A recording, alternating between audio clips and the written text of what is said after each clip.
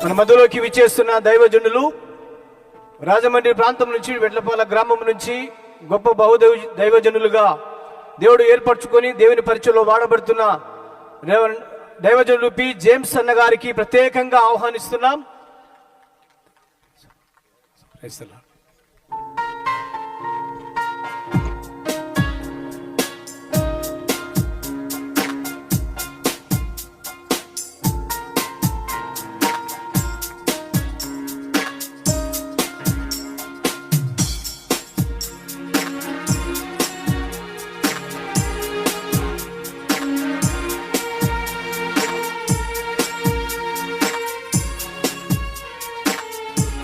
మన ముఖ్య అంశంలోకి వచ్చాం.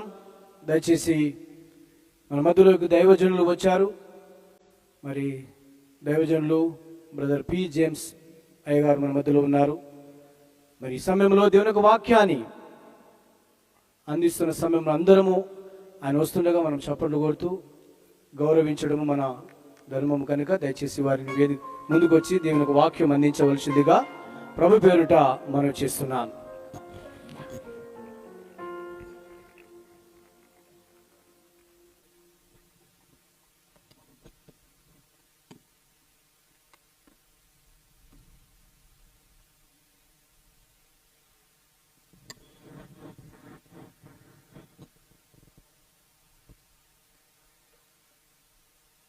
స్థానిక దైవజనులకి, వేదిక మీద ఉన్న పెద్దలకి, వ్యవస్థలకు పెద్దలుగా పనిచేస్తున్న ప్రతి ఒక్కరికి, వాక్యం వినడానికి వచ్చిన మీ అందరికీ క్రీస్తునామమున శుభం. చిన్న ప్రార్థన చేసుకుందామండి. ప్రార్థన. పరలోకమందున్న మా తండ్రి, ఈ ప్రత్యేకమైన తండ్రి, ఈ క్రిస్మస్ వేదికలో మీ పిల్లలతో మీరు మాట్లాడండి. మీ అనాది సంకల్పం తండ్రి, సశరీరుడుగా ఇలలోనికి ఎందుకు ఉద్భవించాడో ప్రతి ఏడాది తండ్రి నాటి క్రిస్మస్ వేదికల మీద నుంచి మీరు మాట్లాడుతూనే ఉన్నారు తండ్రి. క్రిస్మస్ క్రీస్తు జననం అనేది తండ్రి ఆచార సాంప్రదాయంగా కొట్టుకుపోయేది కాదని, మనుషులుగా తండ్రి కూడుకొని తండ్రి వచ్చి 4 మాటలు మాట్లాడుకుని వెళ్ళిపోయేది కాదని, ఆయన పుట్టుక, ఆయన జీవనం తండ్రి, ఆయన మరణించి తిరిగి లేచిన విధానం ప్రతిదీ తండ్రి మానవాళికి ఒక ముఖ్యమైన సందేశం తండ్రి. ఈ మాటలను గురించి చెప్పడానికి తండ్రి మేము నిలబడి ఉండగా తండ్రి మీ విడుదలతో నేరుగా మీరు మాట్లాడండి. వారికి కావలసిన సంగతులు మీరు అందించండి తండ్రి. ఈ వర్తమానం విన్న తర్వాత మరింత అర్థవంతమైన తండ్రి క్రైస్తవ ఆరాధకులుగా తండ్రి వారిని మారుస్తారని కోరుతూ మమ్ములను, వేదిక మీద ఉన్న పెద్దలను, వింటున్న మీ బిడ్డలను అందరినీ తండ్రి మీ చేతులకు అప్పగించుకుంటూ క్రీస్తునామని ప్రార్థన సమర్పిస్తున్నాం తండ్రి. ఆమేన్. జాగ్రత్తగా కొన్ని సంగతులు విందాం. ఈ ప్రత్యేకమైన ఈ క్రిస్మస్ వేదికలో మనకు సుపరిచితమైన వచనాలు, క్రిస్మస్ వచనాలు మనకు తెలుసు. వచనాలు అయితే సుపరిచితమైనవి, కానీ సంకల్పంలోని ముఖ్యమైన సంగతులు మాత్రం మనం గాలికి వదిలేస్తాం. అలాంటి విషయాల్లో ఒకటి మత్తయి సువార్త 1వ అధ్యాయం. మత్తయి సువార్త 1వ అధ్యాయం సందర్భానుసారంగా చదువుకుందాం. మత్తయి సువార్త 1వ అధ్యాయం 18 నుండి 21 వచనం వరకు. మత్తయి సువార్త 1వ అధ్యాయం 18 నుండి 21 వచనం వరకు చదువుతాం. యేసుక్రీస్తు వారి యొక్క జననం విధము ఎట్లనగా, ఆయన తల్లి అయిన మరియా యోసేపునకు ప్రదానము చేయబడిన తర్వాత వారి ఏకము కాకమునుపు ఆమె పరిశుద్ధాత్మన వలన గర్భవతిగా ఉండెను. ఆమె భర్త అయిన యోసేపు నీతిమంతుడై ఉండి ఆమెను అవమానపరచునొల్లక రహస్యముగా ఆమెను విడనాడు ఉద్దేశించను. అతడు ఈ సంగతులను గూర్చి ఆలోచించుచుండగా, ఇదిగో ప్రభువు దూత స్వప్నమందు అతనికి ప్రత్యక్షమై, దావీదు కుమారుడైన యోసేపు నీ భార్య అయిన మరియను చేర్చుకొనుటకు భయపడకము. ఆమె గర్భము ధరించినది పరిశుద్ధాత్మ వలన కలిగినది. ఆమె ఒక కుమారుని కనును. తన ప్రజలను వారి పాపముల నుండి ఆయనే రక్షించును గనక ఆయనకు యేసు అని పేరు పెట్టుదురన్ను. ఆగుదాం. సుపరిచిత వచనాలు, తెలుగు అక్షరాలు తెలుసు కనుక చదువుకున్నాం. చదివిన వచనాల్లో మనకి ఏమన్నా అర్థమైందని మనం ప్రశ్నించుకుంటే మనకు ప్రశ్నార్థకమే. చదివిన వచనాలు ఒకసారి మనం ప్రశ్నించుకుందాం. ఇది జరుగుతుంది సందర్భం సుమారు 2000 సంవత్సరాల క్రితం ఒక ఆడపిల్ల దగ్గరికి లేదా ఒక కన్య దగ్గరికి గాబ్రియేలు దేవదూత వచ్చి మాట్లాడుతున్న వైనిమతి. పెద్ద ప్రశ్న, ఇక ఇశ్రాయేలు దేశంలో ఎవరు కన్యపిల్లలు లేరా అంటే చాలామంది ఉన్నారు. మరి అంతమంది కన్యపిల్లలు ఉండగా ఈమె దగ్గరికే గాబ్రియేలు దేవదూత ఎందుకు వచ్చాడు? చాలామంది ఉన్నారు. ఆ ఉన్నవారు కన్యలైనను వారు ప్రభువునందు ఆసక్తి కలిగిన పిల్లలు కారు. చాలామంది ఆడపిల్లలు ఇజ్రాయెల్ దేశంలో ఉన్నారు. ఆ ఇజ్రాయెల్ దేశంలో ఉన్న ఆడపిల్లలందరూ ఈమెకున్నంత భక్తి వైరాగ్యం కలిగిన వారు కారు. అందుకే దేవుడు ఆమెను ప్రత్యేకంగా ఎంపిక చేసుకున్నాడు. ఆమెకి అంత భక్తి వైరాగ్యం ఉందా అని మీరు అడిగితే ఈమెను గూర్చిన వివరాలు ఇంకా పూర్తిగా లూకా గారు రాశారు. ఆ సందర్భం చూడండి ఒకసారి. లూకా సువార్త మొదటి అధ్యాయం 46వ వచనం చూడండి ఒకసారి.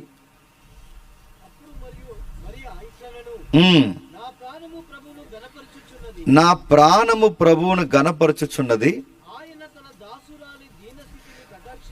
ఆయన తన దాసురాలి దీనస్థితిని కటాక్షించెను. ఈమె ఎంత ఆనందించడానికి కారణం ఏంటి? ఆమె మాట్లాడుతున్న మాటల్లోని ఆ జ్ఞానపు పలుకులు చూడండి ఎంత చక్కగా మాట్లాడుతుందో. ఇంకా మీకు సందర్భం బాగా అర్థం కావాలి అంటే మొదటి అధ్యాయము 28వ వచనం నుంచి చూద్దాం. ఆ దూత లోపలికి వచ్చి ఆమెను చూసి, దయాప్రాప్తురాలా, నీకు శుభము, ప్రభు నీకు తోడై ఉన్నాడని చెప్పాను. ఆమె మాటలు బహుగా తొందరపడి ఈ శుభవచనం ఏమిటో అని ఆలోచించుకొనిచుండగా దూత, మరియా, భయపడకు, నీవు దేవుని వలన కృప పొందితివి. ఇదిగో నీవు గర్భము ధరించి కుమారుని కని ఆయనకి యేసు అని పేరు పెట్టుదువు. ఆయన గొప్పవాడై సర్వోన్నతుని కుమారుడు అనబడును. ప్రభు అయిన దేవుడు ఆయన తండ్రి అయిన దేవుని దావీదు సింహాసనము ఆయనకిచ్చును. ఆయన యాకోబు వంశస్థులను యుగయుగాలు ఏలును. ఆయన రాజ్యము అంతము లేనిదై ఉన్ను. ఆగుదాం. ఎన్ని క్రిస్మస్లకి ఈ వచనాలు చూడట్లేదండి? ఎన్నిసార్లు ఈ వచనాలు మనం చదువుకోవట్లేదండి? కానీ వింతగా ఉంటుంది చూడండి. గాబ్రియేలు దేవదూత వచ్చి ఒక ఆడపిల్ల, అంటే సుమారు అమ్మాయికి 17 నుంచి 18 సంవత్సరాలు ఉంటాయండి. ఈ 17-18 సంవత్సరాల అమ్మాయితో ఎక్కడో దేవుని కుడిపార్శ్వాన నిలబడి లేదా దేవుని సింహాసనానికి కుడివైపుగా నిలబడి దూతలకి ప్రధాన దూతగా పనిచేస్తున్న గాబ్రియేల్ లాంటి ఆ మహాపరిచారకుడి భూమి మీదకి వచ్చి చాలా పెద్ద సంగతులు అమ్మాయితో మాట్లాడుతున్నాడు. దయాప్రాప్తురాల, నీకు శుభం అన్నప్పుడు దేవదూతను చూసి కంగారు పడుతున్న మరియమ్మతో కొన్ని వింతైన విషయాలు చెబుతున్నాడు. ఏమని చెబుతున్నాడంటే, నీవు గర్భవతివి కాబోతున్నావు, నీ గర్భాన్న దేవుని కుమారుడు పుట్టబోతున్నాడు, ఆ వచ్చిన వాడు దావీదు సింహాసనాన్ని ఏలతాడు అన్నప్పుడు క్వశ్చన్స్ అడగాలండి. ఆ అమ్మాయి ఎలాంటి ప్రశ్నలు అడగదు. ఎప్పుడు దావీదు, ఎప్పుడు సొలొమోను, ఎప్పుడు రాజుల పరిపాలన, ఆ రాజుల పరిపాలన ఎప్పుడో అయిపోయింది. ఆ రాజుల పరిపాలన తర్వాత బాబిలోనియన్స్ మమ్మల్ని తినేశారు. ఆ తర్వాత మాదీయ పారసీకులు మమ్మల్ని నలిపేశారు. ఆ తర్వాత గ్రీకులు దండయాత్రకి మా దేశాలు సగం నాశనం అయిపోయాయి. ఇప్పుడు రోమీలు పరిపాలన వచ్చింది. మాకంటూ సొంత సింహాసనాలు ఎక్కడున్నాయి? ఇప్పుడు దావీదు సింహాసనం ఎక్కడుంది? దావీదు కోట ఎక్కడుంది? ఇలాంటి పరిపాలన ఇప్పుడు దావీదు సింహాసనం మీదకి నా కొడుకు ఎక్కడం ఏంటి? అసలు ఈ సబ్జెక్ట్ అంతా ఏంటని అడిగిందా? ఇవేం అడగలేదండి.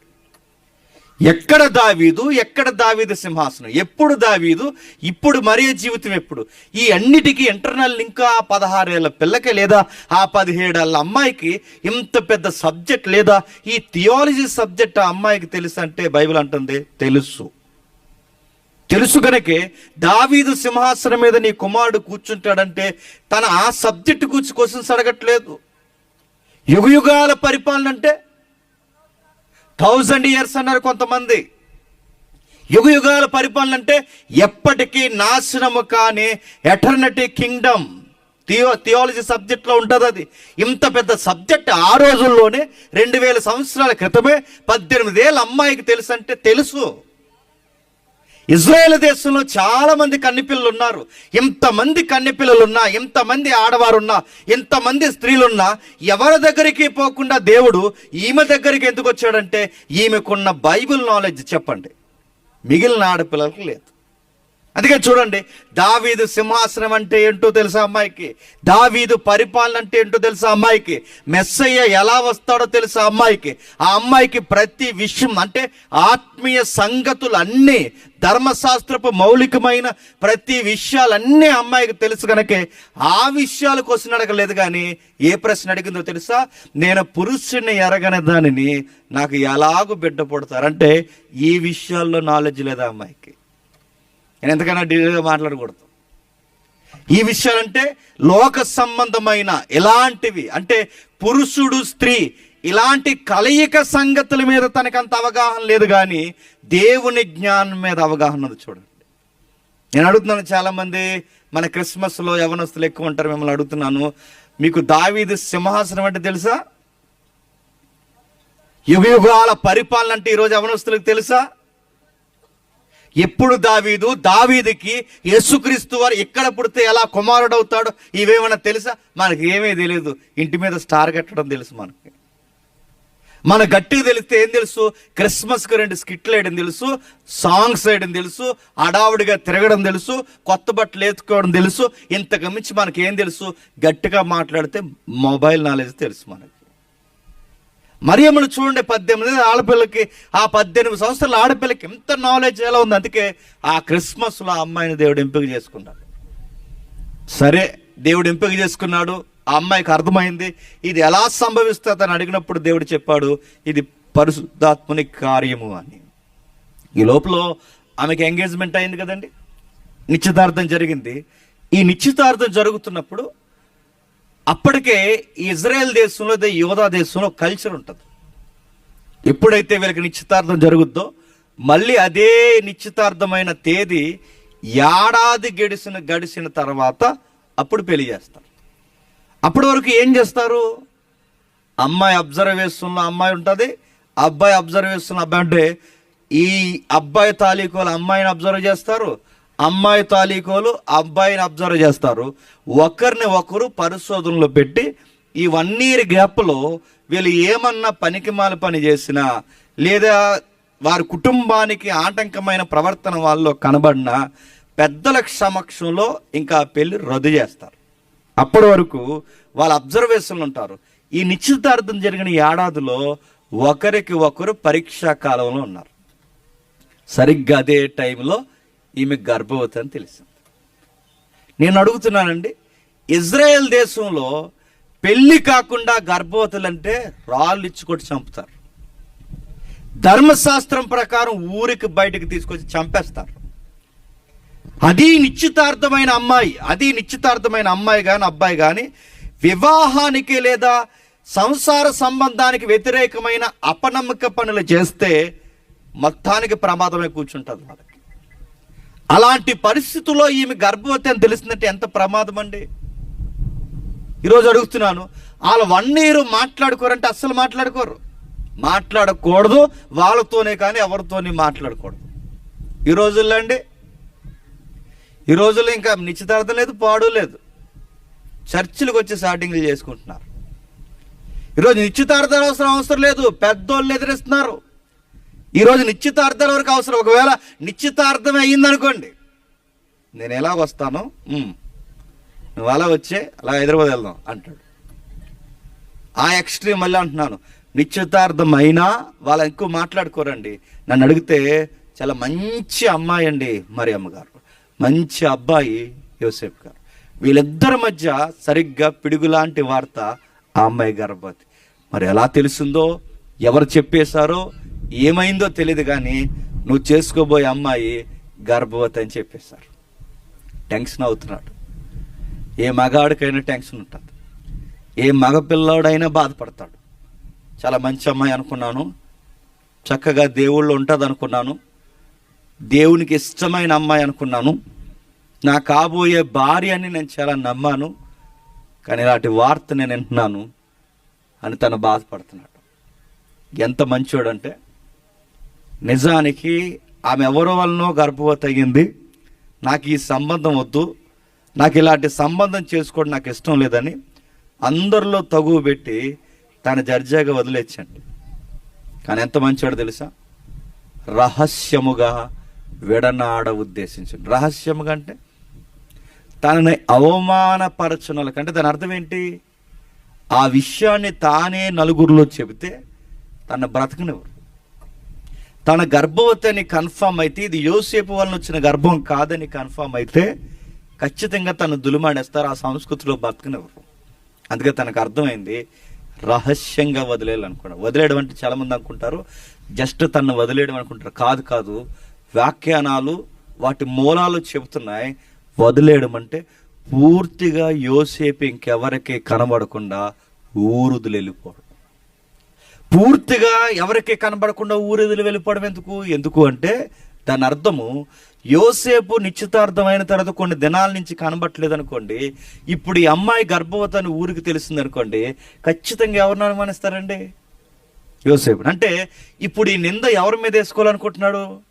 తనను ప్రేమించాడు కనుక, గౌరవించాడు కనుక, తన అవమానం పొంది తన ప్రాణాలకు ప్రమాదం తెచ్చుకోకూడదు కనుక ఆ నింద ఏదో తన మీద వేసుకుని, ఆ బాధ ఏదో తన మీద వేసుకుని తనను బతికించాలనుకుని అవమానం భరించి ఊరుదులు వెళ్ళిపోవాలనుకున్నాడు. ఇలాంటి మంచోళ్ళు ఇద్దరు విడిపోతే దేవుడు ఊరుకుంటాడండి? అందుకే అర్జెంటుగా మామూలు సాదాసీదా దేవదూతను పంపలేదండి, గాబ్రియేలు అనే దేవదూతను పంపించాడు. సామాన్యమైన దేవదూత కాదు. గాబ్రియేలు అంటే, గాబ్రియేలు అంత గంభీరమైనవాడు, అవును, ఎప్పుడు పడితే అప్పుడు రాడు. ఎప్పుడో బాగా వినండి, దానియేలు కాలంలో కనబడతాడు గాబ్రియేలు.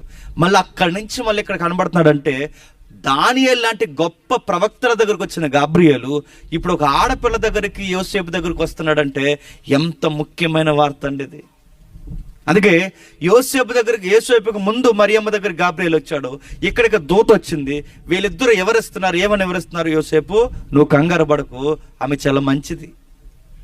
ఎప్పుడు గుర్తుపెట్టుకోండి, ఇద్దరు భార్య భర్తల మధ్య మూడో వ్యక్తుల వలన గొడవలు వచ్చినా, ఇద్దరు మంచి వ్యక్తుల వలన ఏదైనా నష్టాలు కలిగినా ఆ పైనున్న దేవుడు ఇడిపోవడానికి ఇష్టపడ్డు. ఎప్పుడు గుర్తుపెట్టుకోండి, ఏదైనా నష్టము కష్టము కలిగినప్పుడు దేవుడికి మనం చెప్పుకోవాలి. ఆ బంధాన్ని కాపాడేది దేవుడే, వాళ్ళు చెదిరిపోకుండా కాపాడేది దేవుడే, వాళ్ళు నిలబెట్టేది దేవుడే. మూడో వాళ్ళ మాటలు వినకుండా దేవుని మనం అనుకుంటే మన అనుమానాలన్నీ తీసేసేవాడు దేవుడే. అందుకే దేవుడే కలగజేసుకున్నాడు, దేవుడే కలగజేసుకునే అబ్బాయితో మాట్లాడుతున్నాడు. ఏమని మాట్లాడుతున్నాడు? ఇప్పుడు చదవండి, మత్తయి సువార్త 1వ అధ్యాయం 20 వచనం నుండి. మత్తయి సువార్త 1వ అధ్యాయం 20 వచనం నుండి. అతడు ఈ సంగతులను గురించి ఆలోచించుకొనుచుండగా, ఇదిగో ప్రభు దూత అతనికి స్వప్నమందు ప్రత్యక్షమై, దావీదు కుమారుడైన యోసేపు, నీ భార్య అయిన మరియను చేర్చుకొనుటకు భయపడకు, ఆమె గర్భము ధరించినది పరిశుద్ధాత్మ వలన కలిగినది, ఆమె ఒక కుమారుని కనును, తన ప్రజలను వారి పాపముల నుండి ఆయనే రక్షించును, కనుక ఆయనకు యేసు అని పేరు పెట్టుదామని చెప్పను. బాగా వినండి, ఆయన పేరేంటట?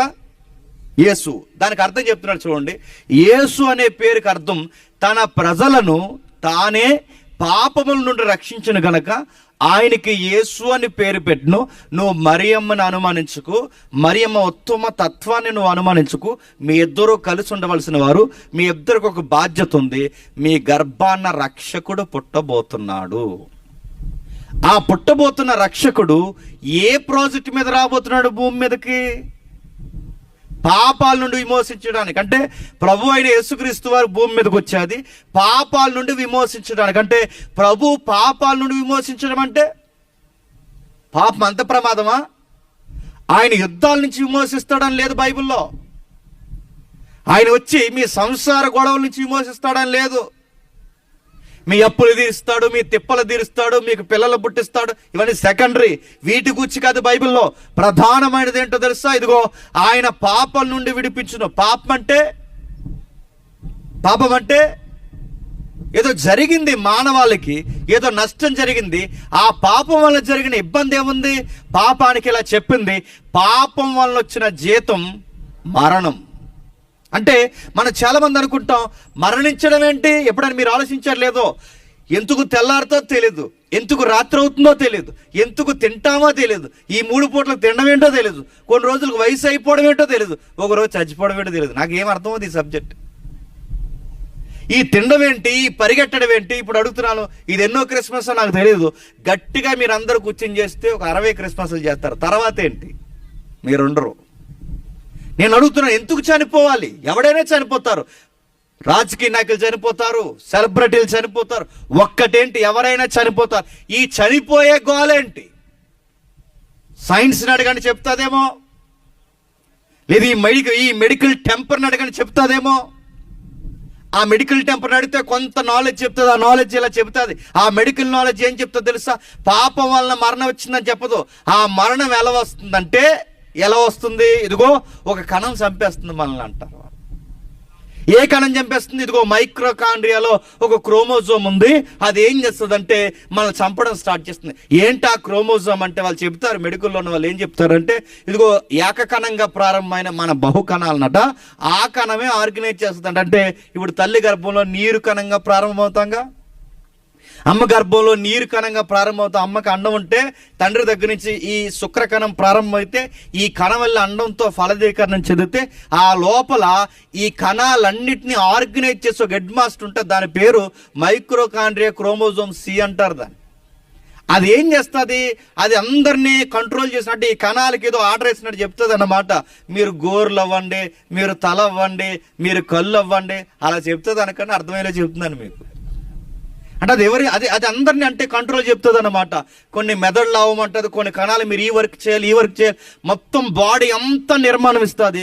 కానీ విచిత్రంగా ఈ మెడికల్ సైన్స్కి అర్థం కానిది ఏంటంటే, ఏ కణం అయితే 60-70 కేజీల ఆకారాన్ని సిద్ధపాటు చేసిందో అదే కణం సగం వయసు దాటిన తర్వాత అదే కణం మళ్ళీ మనం చంపడం స్టార్ట్ చేస్తుందట. అంటే ఏ కణం అయితే తలను పుట్టించిందో ఈ ఎంట్రుకు మెరిసిపోవడానికి కారణం అదేనట. ఈ చర్మం వాలిపోవడానికి కారణం అదేనట. ఈ ఎముకలు గొల్లైపోవడానికి కారణం అంటే ఏ కణం వలనైతే మనం ఉద్భవించామో అదే కణం. అంటే ఇప్పుడు అడిగితే ఆ సైన్స్ చేస్తే ఎందుకు పుట్టిస్తుందో తెలియదు, ఎందుకు చంపుతుందో తెలియదు, ఈ గ్రాపు 60-70 దాటకుండా ఎందుకు ముగిసిపోతుందో తెలియదు, వీళ్ళకి తెలియదు. కానీ బైబిల్ తెలుసు, ఇది పాపం వల్లనే మనిషికి లాక్ పడింది. పాపం వల్ల వచ్చిన జీతం మరణం. అంటే మనుష్యుడికి ఆయుష్ కాలం ఉండడం దేవునికి ఇష్టం లేదు. ఎందుకు ఇష్టం లేదంటే గాడి తప్పాడు. మానవుడు అన్నవాడు గాడి తప్పాడు. ఎంత గాడి తప్పాడు? దేవునికి వికృత చర్యలు చేసేంత గాడి తప్పాడు. వీడిని ఇలాగే వదిలేస్తే ఈ పాపాత్ముడికి మరణం లేకపోతే మొత్తానికి వీడు నశించిపోతాడు. అందుకే మరణాన్ని అనుగ్రహించాడు. ఈ మరణం గొడవ ఒక్కటే రెండేటి. దీని గూర్చి ఇప్పటి వారు కాదు, ఎప్పటి నుంచో మేధావులు సైతం అరుస్తున్నారు ఈ ప్రకృతిలో. దీని నుంచి విడిపించే వాళ్ళు లేరా? దీని నుంచి నడిపించే వాళ్ళు లేరా? అసలు ఈ మరణం గోలేంటి? దీని పరిస్థితి ఏంటి? దీని నుంచి మనం ఎప్పటికి విమోచన పొందుతామంటే ఎవరి దగ్గర సమాధానాలు లేవు. ఎన్ని ప్రాక్టీసులు వచ్చాయి ఈ లోకంలోకి, ఎన్ని యజ్ఞయాగాలు పుట్టుకొచ్చాయో. మరణాన్ని ఎదిరిస్తామని ఇక్కడికి వచ్చారు, మరణాన్ని ఎదిరిస్తామని తపస్సులు చేశారు, మరణాన్ని జయించి చూపిస్తామని ఎన్నో విషయాలు కూర్చొని తపస్సులు చేసి దాన్ని అనుకున్నారు, దాన్ని ఎదిరిద్దామని. కానీ తర్వాత విషయం అర్థమైంది, మమ్మల్ని సజీవ సమాధి చేయండి లెగుతామని. ఎప్పుడో సజీవ సమాధులు చేశారు, ఇంకా లేగలేదు, ఇంకా అలాగే ఉన్నారు వాళ్ళు. మీరు కావాలంటే వెళ్ళి అడగండి. మహాసమాధి అన్నారు. ఆ మహాసమాధి అనగానే బతుకుండగానే ఒక పెద్ద గొయ్యి తీసుకుని ఆ గోతులో కూర్చొని పైన రాయి పెట్టి ఆ కట్టేసిన తర్వాత మేము లేస్తామన్నారు. ఇంకా లేగలేదు, ఇంకా ఎవరూ లేవలేదు. ఆ సమాధి అన్నారు, ఈ సమాధి అన్నారు, పెద్ద సమాధులు అన్నారు, చిన్న సమాధులు అన్నారు, ఇదిగో బౌద్ధ సమాధులు అన్నారు, లెగిసి చూపిస్తామన్నారు. ఎవరు లేవలేదు. అమెరికాలో ఒక ఆయన ఫేమస్, చనిపోయాడు ఆయన. TV9లో ప్రత్యేకమైన ఒక ప్రాజెక్ట్ పెట్టారు. ఆయన గురించి ఎంక్వైరీ చేశారు. ఎందుకంటే ఆయన ఇలాగని ఇలా బూడి తీసేవాడు. ఆయన డిస్కవరీ ఛానల్ కూడా వచ్చింది, మీరు చూడండి. డిస్కవరీలో ప్రత్యేకమైన ఒక డాక్యుమెంటరీ ఉంది ఆయన మీద. ఇలా అనగానే ఎవరైనా కొత్త దంపతులు వస్తే ఇలాగని తాలిబొట్టి ఇలా తీసేవాడు. అది ఎలా వచ్చింది తర్వాత ఆ డాక్యుమెంట్లో ఉంటుంది, ఇంటికి వెళ్ళి చూడండి. మొత్తం మీద అన్ని అద్భుతాలు చేసేవాడు. అలా నిలువుటంగి వేసుకుని అలా స్లోగా జనాల్లో నడిచి అలాగంటే జనాలు తెగబడిపోడు. సచిన్ టెండూల్కర్ తెల్లారితే అక్కడ ఉండేవాడు, గుర్తుందో లేదో మనకు తెలుసు కదా, మన క్రికెట్ దేవుడు, ఆ దేవుడి దగ్గర ఉండేవాడు. వీళ్ళు అక్కడే ఉండేవాడు. ఆ 24 hours అక్కడే ఈ సెలబ్రిటీలు అందరూ తిరిగేవారు. గవర్నమెంట్ కూడా వాళ్ళ సలహాలు తీసుకునేది, ఫండింగ్ తీసుకునేది. ఒక రోజు ఆయనకి మరణం వచ్చింది. హాస్పిటల్లో పెట్టేశారు పట్టుకెళ్ళి. శిష్య బృందం అంతా వచ్చింది. శిష్యులందరూ అడుగుతున్నారు, గురువు గారు ఏంటి మీరు చనిపోవడం ఏంటి, దేవుడికి సావు రావడం ఏంటి అని అడుగుతున్నారు. ఆయనకు తెలుసు ఆయన దేవుడు కాదని. శిష్యులందరూ అడుగుతున్నారు, మీరు చనిపోవడం ఏంటంటే, బిడ్డలారా బాధపడకండి, 3వ రోజు లెగిస్తాను అన్నాడు. ఇది ఎక్కడో కాపీ కొట్టాడు ఆయన. 3వ రోజు లెగిస్తానన్నాడు. ఇదిగో లేస్తాను చూడండి అన్నాడు. ఎక్కడ లెగిస్తానన్నాడు. హాస్పిటల్లో చనిపోయారు. ఈ ఏవైతే ఉన్నాయో ఈ కెమికల్స్ ఈ బుగ్గల్లో పొడిచి ఎక్కించారు. మీరు చూడండి, నేను చెప్తున్న స్టోరీ కాదు, TV9లో రికార్డెడ్ డాక్యుమెంట్ ఉంది. ఆ బుగ్గల్లో పుట్టించి ఎక్కించిన తర్వాత మొత్తం రసాయనాలు ఈజిప్ట్ నుంచి కూడా తీసుకొచ్చారు, పర్షియన్స్ దగ్గర నుంచి తీసుకొచ్చారు. చాలా కెమికల్స్ పెట్టారు. 3వ రోజు అన్నారు. 3 రోజులు అయింది, 4 రోజులు అయింది, వారం అయింది. అద్దాల బాక్స్లో పెట్టారు, కరెంటు బాక్స్లో పెట్టారు. ఇంకా లేవడు. తర్వాత అర్థమైంది గురువు గారు లేవరని. తర్వాత అర్థమైంది మరణాన్ని జయించలేరని. అప్పుడు శిష్యుల్లో ప్రధాన శిష్యులు వచ్చి, గురువు గారు లేస్తానండి, ఇప్పుడు కాదు 3 years తర్వాత లేస్తాడు అన్నారు. మరేం చేద్దాం, ఈ లోపు శిష్యులకు అర్థమైపోయింది. లారీలు డబ్బు తొలగించేశారు. లారీలు డబ్బులు. మా నియోజకవర్గంలో పెద్దాపురం, కాకినాడ నియోజకవర్గాల్లో ఒక లారీ డబ్బు వచ్చింది. అక్కడే దొరికింది ఒక రోజు. నేను డిపార్ట్మెంట్లో ఉన్నాడు కనుక నాకు తెలుసు ఆ స్టోరీ. లారీ డబ్బు పట్టుకొచ్చారు. ఆ లారీ డబ్బు ఎక్కడదంటే ఫలానా చెప్పుకొచ్చారు. గురువు గారు లేస్తాడు, ఇంకా లేరు. ఇంక శిష్యులకు అర్థమైపోయింది ఇంక ఈయన లెగడని. ఎవరు డబ్బు అడిగాసి ట్రస్ట్లో ఉన్న డబ్బు అంత పట్టిపోయారు. తర్వాత ఒకడు వచ్చాడు, లెగిస్తాను సరిగ్గా 3 రోజులు. అతను చిన్నోడు, మీకు తెలుసు ఇవన్నీ స్టోరీలు మీకు యూట్యూబ్లో ఉంటాయి.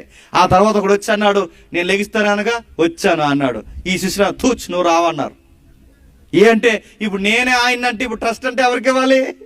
ఆయనకి ఇవ్వాలి. ఇప్పుడు ఈడని కన్ఫర్మ్ అయితే మొత్తం వ్యవస్థ ఆయనకి రాయాలి. అందుకే వీళ్ళు ఏమన్నారంటే, మా గురువు రాడు నువ్వెవడో మా తెలియదు అన్నారు. విషయం చూసారంటే ఎవరు లేవరు. దేవుళ్ళని చెప్పుకున్న వాళ్ళు మరణాన్ని జయించలేరు. బలసాళ్ళు వాళ్ళ వల్ల అవ్వదు. రాజకీయ నాయకులు వాళ్ళ వల్ల అవ్వదు. కరోనాకి పిట్టలు రాలిపోయినట్టు సెలబ్రిటీలు కూడా. అంటే మరణము ఎవడికి చుట్టం కాదు, అది ఎవడిని క్షమించదు. చిన్న పెద్ద తేడాను లేదు, మింగుతుంది. ఎందుకంటే అది పాపం వలన వచ్చిన పరాకాష్ట. దాని తాకిడికి ఎవడు తట్టుకోలేడు. నేను జిమ్ చేస్తాను, నేను ఎక్సర్సైజ్ చేస్తున్నాను, నేను రన్నింగ్ చేస్తున్నాను, నేను డ్రై ఫ్రూట్స్ తింటున్నాను, నేను మొలకెత్తినెత్తున్నాను, ముందే చచ్చిపోతావు. గ్యాస్ ఎక్కువ గుర్తెట్టుకో. నువ్వెన్ని చేసినా జిమ్ రూముల్లో చనిపోవట్లేదా? రన్నింగ్ ట్రాక్స్ మీద చనిపోవట్లేదా? చావు ఎవరికైనా చుట్టమా? చిన్న పిల్లలు చనిపోవట్లేదా? నడుతాను. ఈ చావు గోలేంటే ఎన్ని చేసినా ఎన్ని సమర్పించినా దానికి వాయిదాల మీద వాయిదాలు వేద్దాం అనుకున్నా అది ఏదో ఒక రోజు ఎవడో ఒకరిని పలకరిస్తుంది. ఇందాక వెళ్ళాం, ఆ చూస్తున్నప్పుడు పాత హైదరాబాద్ ఫోటోలు, నైజాం పరిపాలన ఫోటో పెట్టారు 1953, ఇప్పుడు 2024 2 ఫోటోలు కంపేర్ చేసి పెట్టారు. ఆ ఫొటోస్లో ఆ రోజు సైకిల్ మీద వెళ్తున్న వాళ్ళు ఉన్నారు, ఆ ఫొటోస్లో ఆ రోజు బస్సుల మీద వెళ్తున్న వాళ్ళు ఉన్నారు. ఇప్పుడు 24లో ఉన్న ఫొటోస్ కూడా అక్కడ పెట్టారు. ఈ ఫోటోలో కనబడుతున్న నాకు బిగ్ డౌట్ ఏంటో చెప్పిన, ఆ సైకిల్ మీద ఉన్న లేరు, ఆ నైజాం రాజు లేరు. అప్పుడున్న శానమనారు ఇప్పుడు కొంది, అప్పుడున్న అదేంటది చెరువు, ఆ చెరువు ఉందిగా కులి చెరువు, ఆ హుస్సేన్ సాగర్ ఇప్పుడు కొంది. అప్పుడున్న మన ముత్తాతలు కట్టినవన్నీ ఇప్పుడు ఉన్నాయి. ఇవన్నీ ఉన్నాయి. మనుషులేరి, నైజాం రాజులేరి, మేధావులేరు. ఇప్పుడు ఆ ఫోటోలు ఉన్న వాళ్ళు ఇప్పుడు ఫోటో మాత్రం ఉంది, మనుషులు లేరు. ఇప్పుడు 24 ఫోటో తీస్తారు. ఒక 50 సంవత్సరాల తర్వాత ఈ 24లో ఫోటోలు ఉన్నవాళ్ళు ఏరి నిద్రపోవాల్సిందే. మీ సైడ్ ఎన్నో విప్లవాలు ఉన్నాయి, ఎన్నో విప్లవాలు నాకు తెలిసి చరిత్రలో మన ఆంధ్ర తెలంగాణ బోర్డర్స్లో ఎన్ని విప్లవాలు, ఎన్ని జెండాలు ఎగిరాయో నాకు తెలుసు. మహానుభావులు మీ గడ్డల మీద పుట్టారు. ఆ మహానుభావులు ఏరి, విప్లవ గీతాలు పాడిన మహానుభావులు ఏరి, ఆ విప్లవాలు ఎందుకు భూమిలో కలిసిపోయాయి? మరణం ఏ విప్లవకారుణ్ణైనా మింగేసింది. అది రకరకాల కారణాలు చెప్తుంది. ఫైట్లో చచ్చిపోయారని ఒకరు చెప్తారు, యాక్సిడెంట్లో చనిపోయారని ఒకరు చెప్తారు, రోగం వల్ల చనిపోయారని ఒకరు చెప్తారు. కారణాలు ఏవైనా దాని పేరు ఒక్కటే, మరణం మనుషుల్ని మింగింది. దీన్ని తీయాలి అంటే ఈ మరణం ఆగదా, ఇది ఆపలేదా అని అడుగుతున్నాను. ఈరోజు కలుసున్న భార్య భర్తలు ఎవరో ఒక రోజు ఏదో ఒక రోజు చనిపోతారు. ఆ నొప్పి ఏంటో ఆ చనిపోయిన తర్వాత ఆ భార్యకో భర్తకో తెలుసు. కరోనా టైంలో ఎంత ఏడ్పించిందండి మరణం. కరోనా టైంలో కుటుంబాన్ని చిదివేసింది, చిన్నపిల్లలను సైతం ఆ మరణం ఎత్తుకెళ్ళిపోయింది. మన ఇండియాలో తీసిన ఒక ఫోటో ప్రపంచ దేశాన్ని ఒక్కసారి అటెన్షన్లోకి తీసుకొచ్చింది. ఏమైంది? అంబులెన్స్ వచ్చింది, టకటక అంబులెన్స్ వచ్చింది. ఆ రోజుల్లో డాక్టర్లు మీకు తెలుసు పైనుండి కింద వరకు ఒక డ్రెస్ వేసుకునేవారు, బ్లాక్ కవర్లు తెచ్చేవారు. ఎవరైనా అక్కడ చనిపోతే ఆ కరోనా కేసు వచ్చిందంటే ఆ అంబులెన్స్ వచ్చిన తర్వాత 2 డాక్టర్లు వచ్చి మిగిలిన ఎవరైతే ఉన్నారో వాళ్ళందరూ వచ్చి తీసుకుని వస్తే అక్కడ ఇద్దరు పిల్లలు ఉన్నారు. భార్య చనిపోయాడు, భర్త చనిపోయాడు. చుట్టం లేడు, పట్టం లేడు, బంధువు లేడు, ఎవడు వాళ్ళ దగ్గరకు వచ్చేవాడు లేడు, పలకరించేవాడు లేడు. వాళ్ళ అమ్మ నాన్న ఎందుకు చనిపోయారు ఆ చిన్న బిడ్డలకు తెలియదు. డాక్టర్లు వచ్చారు, కవర్లో ఆ శవాల్ని కట్టేశారు, అంబులెన్స్లో వేసుకున్నారు, తీసుకుని వెళ్ళిపోతున్నారు. ఆ చిన్న పిల్లలు ఈ యొక్క వారి నోస్కి చిన్న మాస్కులు పెట్టారు. వాళ్ళకి పాపం తెలియదు ఏం జరుగుతుందో, దాన్ని సావంటారని కూడా తెలియదు, ఏం జరుగుతుందో తెలియదు. వాళ్ళ అమ్మనే నాన్నే తీసుకుని వెళ్ళిపోతే ఆ అంబులెన్స్ ముందు అలా నిలబడి అలా చూస్తున్నారు. ఎవరో ఫోటో తీశారు, అది సోషల్ మీడియాలో అప్లోడ్ చేశారు. అప్పుడు కింద కామెంట్లు పెట్టారు ఎవరైతే ఉన్నారో ఈ వ్యూవర్స్ అందరూ. ఏమని పెట్టారు తెలుసు? అయ్యో ఇద్దరు చనిపోయారే, ఇప్పుడు ఆ బిడ్డల్ని ఎవరు చూసుకుంటారు? అప్పుడు మరణం మీద ఇలా రాశారు కామెంట్స్. ఈ మరణానికి జాలి లేదు, ఈ మరణానికి దయ లేదు, ఈ మరణం ఎవరిని విడిచిపెట్టదు. ఇప్పుడు ఆ 2 పిల్లలు, చిన్న పిల్లలు, కనీసం ఇప్పుడు ఆ బిడ్డల దగ్గరికి ఎవరు రారు. ఎందుకంటే వీళ్ళ అమ్మ నాన్న కరోనా వల్ల చనిపోతే ఇప్పుడు ఆ బిడ్డలకు కానీ ఆ వైరస్ ఉందేమని చుట్టం కానీ స్నేహితుడు కానీ ఎదురింటోడు కానీ ఎవరు రాలేదు. తీసుకెళ్ళి అనాథాశ్రమంలో జాయిన్ చేశారు. ఇలాంటి న్యూస్లు ఎన్నో చూసాం. భార్య చనిపోయింది, భర్త చనిపోయాడు. ఈ చావు వార్తలు చూస్తున్నప్పుడు దీని గోలేంటో తెలియాలని ఈరోజు నీకు నాకే కాదు ఈ ప్రశ్న వచ్చింది, ఈ యొక్క మేధావులకే కాదు ఈ ప్రశ్న వచ్చింది. పూర్వకాలం నుండి కూడా ఈ ప్రశ్నలు అడిగారు, ఈ మరణం గొడవ ఏంటి అని. చూద్దాం ఒక్కసారి రండి, క్రీస్తు పూర్వంకి వెళదాం. ఒక్కసారి కీర్తన గ్రంథం 49వ కీర్తన గ్రంథం 49వ కీర్తన. ఎందుకు యోసేపు మరియలకు దేవదూత ఈ పేరే పెట్టాలని ఎందుకు చెబుతుందో ఒక్కసారి చూడండి. కీర్తన గ్రంథం 49వ కీర్తన 1వ వచనం నుండి, 49వ కీర్తన 1వ వచనం నుండి, సర్వజనులారా ఆలకించుడి, సామాన్యులేమి, సామంతులేమి, ధనుకులేమి, దరిద్రులేమి, లోక నివాసులారా మీరందరూ ఏకముగా కూడి చెవియొగ్గుడి. నా నోరు విజ్ఞాన విషయాలను పలుకును, నా హృదయ ధ్యానము పూర్ణ వివేకమును కూర్చుదయుడు. ఆగుదాం, యథార్థంగా ఒప్పుకుందాం. ఈ కీర్తన చదివాం. ఈ చదివిన కీర్తనలో మనకేమైనా అర్థమైందా? సిగ్గులేకుండా ఒప్పుకుందా చెప్పండి. మనకేం అర్థం లేదు. ఏ కీర్తనైనా అర్థం కావాలన్నా ఏ వచనాలైనా మనకు అర్థం కావాలన్నా దాని వెనకాల కొంత చరిత్ర ఉంటుంది. ఈ చరిత్ర తెలియకుండా చదివేమో మనకు బైబిల్ అక్షరముకు అర్థం కాదు. దాని నేపథ్యం తెలియకుండా మనం చదివామో బైబిల్ని అర్థం చేసుకోవడం చాలా కష్టం. అందుకే ఆ చరిత్ర అంటే ప్రతి కీర్తనకు ఒక చరిత్ర ఉంటుంది. ప్రతి కీర్తన వెనక ఒక రచయిత ఉంటాడు. ఆ రచయిత గుండెల్లో ఏదో భారం ఉంటుంది. ఆ భారం మనకు అర్థమైతే కానీ వచనాలు మనకు అర్థం కాదు. ఎందుకు ఈ మాట చెప్తున్నానంటే, రాను రాను మన బైబిల్ చదవడం అలవాటుగా బైబిల్ పెట్టుకుని తిరుగుతున్నారు, కానీ బైబిల్ చదవడం తగ్గిపోయారు. ఏదో వాడికగా అలా చదువుతున్నారు, వాడికగా పట్టుకెళ్తున్నారు తప్ప, ఎక్కడో కొందరు చదివేలు తప్ప మెజారిటీ చదువుకోవడం తగ్గిపోయారు. మరి ఏం చదువుతారంటే క్యాలెండర్ల మీద వాక్యాలు చదువుతారు. సంవత్సరానికి పొడుగ్గా ఉంటాయిగా, రోజుకు ఒక వాక్యం. ఆ వాక్యాన్ని ఒకటి చదువుతారు, లేదా వాగ్దానం కార్డు ఒకటి తీసుకుంటారు. ఇక ఏడాదికి ఆ కార్డు చూసి మురిసిపోతారు. ఇంకంతే, ఇంక చదవరు. ఇంకా అంతే, ఆ కార్డు ఒకటి చదువుతారు. నడుతున్న ఒక్క కార్డు చదివితే నీ లైఫ్ అర్థమైపోద్దా? క్యాలెండర్ మీద ఒక వాక్యాన్ని, క్యాలెండర్ల మీద వాక్యాలు నిన్ను హెచ్చరించే వాక్యాలు ఉండవు, నిన్ను దీవించే వాక్యాలు ఉంటాయి. మారకపోతే నేను చంపేతానని వాక్యం క్యాలెండర్ మీద వేస్తారా? అలాంటి వేస్తే మీరు కొంటారా? అందుకే అడుగుతున్నాను. అన్నీ చదవాలి, క్యాలెండర్ మీద చదవాలి, వాగ్దానం కార్డు చదవండి, ప్రతిదీ చదవండి. చదివితేనే అర్థం అవుతుంది. ఇప్పుడు ఈ వాక్యం చదివాం, ఏంటి దీని సందర్భం ఏంటి? ఈ సందర్భం మనకు అర్థం కావాలి అంటే అక్కడ చిన్న అక్షరాలు ఉన్నాయి చూడండి. ప్రధాన గాయకునికి కోరాహు కుమారుల గీతం. ప్రధాన గాయకుడు అంటే ఎవరో మెయిన్ సింగర్ ఉన్నారట. ఎక్కడున్నాడు మెయిన్ సింగర్? సొలొమోను తెలుసుగా. ఎవరు సొలొమోను? దావీదు గారు ఒక అబ్బాయి. ఆ సొలొమోను గారు పెద్ద మందిరం కట్టాడు. దాని పేరు స్వర్ణ దేవాలయం, బంగారు దేవాలయం. ఆ బంగారు దేవాలయంలో క్వైర్ టీం ఉండేది. ఆ క్వైర్ టీమర్కి మెయిన్ సింగర్స్ ఉంటారు. ఆ మెయిన్ సింగర్నే ప్రధాన గాయకుడు అంటారు. ఈ ప్రధాన గాయకుడు ఎలా పాడాలో, ఏ ఉద్దేశంతో పాడాలో కొంతమంది రచయితలు ఈ పాటలు రాశారట. ఆ పాటలు రాసిన వారి పేరు కోరాహు కుమారులది. ఎవరిది? కోరాహు కుమారులది. మళ్ళీ ప్రశ్న, ప్రధాన గాయకుడు అంటే అర్థమైంది. ఇప్పుడు కోరాహు అంటే ఎవరు? కోరాహు అంటే ఎవడు? అన్ని క్వశ్చన్లే మనకి. కోరాహు అంటే ఎవరు? కోరాహు అంటే మోసే గారు తెలుసుగా.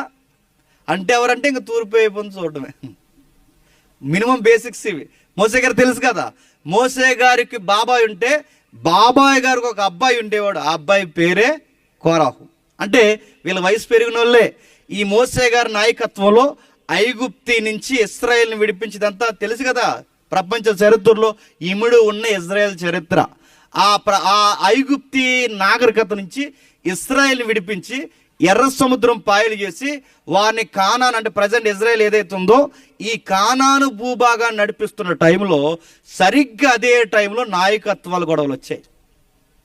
ఈ కోరాహు తిరగబడి ఏమన్నాడంటే, నువ్వు ఒక నాయకుడివి, నువ్వు చెప్పినట్టు మేము వినాలి, నువ్వు కూర్చోమంటే కూర్చోవాలి, నువ్వు నీళ్లు తాగమంటే తాగాలి, నువ్వు చెప్పింది మేము తినాలా, మాకు నాయకత్వాలు తెలుసు, మేము కూడా నాయకులమే, నీ మాట వినం, మాకు 250 ఓటింగ్ ఉందన్నాడు ఈ కోరాహు. నీకే కాదు ఓటింగ్, మాకు కూడా ఫాలోయింగ్ ఉంది, మాకు 250 మంది ఓటింగ్ ఉంది, మేము చెప్పింది వాళ్ళు చేస్తారు, నువ్వు చెప్పినట్టు మేము నడవన్నారు. ఎప్పుడు? ఎర్ర సముద్రం దాటేశాక. అది ఎర్ర సముద్రం దాటక ముందు అని ఉంటే అక్కడ రాడు బయటికి. ఎప్పుడు తిరగబడతారు చెప్పినా, ఇంట్లో వాళ్ళైనా బయట వాళ్ళైనా మన చుట్టూ ఉన్న వాళ్ళు ఎప్పుడు తిరగబడతారు చెప్పినా, అన్నీ చక్కబెట్టిన తర్వాతే చెప్పండి మన మీద తిరగబడతారు. ఇది ఎప్పుడు యూనివర్సల్గా జరిగేదే. పైగా ఎవరు తిరగబడతారు? ఎవరెవడో తిరగబట్టండి చెప్పండి. మనకు బాగా దగ్గరున్నోడు తిరగబడతాడు. మోసే గారు సొంత బాబాయ్ గారు అబ్బాయి తిరగబడి అన్నాడు. ఆ అబ్బాయి ఏమన్నాడంటే, మేము మాట వినమంటే ఈ విషయం దేవుడి వరకు వెళ్ళింది. ఎందుకంటే మోసేకు ఒక గొప్ప లక్షణం ఉంది. మంచి అయినా, చెడైనా, సంతోషమైనా, బాధ అయినా ఎవరికి చెప్పుకుంటాడు? దేవుడికి చెప్పుకుంటాడు. ఎప్పుడైతే దేవుడికి చెప్పాడు, దేవుడు అన్నాడు రేపు ఒక మీటింగ్ పెట్టు, వీళ్ళ సంగతి తెలుస్తానంటే వీళ్ళొక మీటింగ్ పెట్టారు.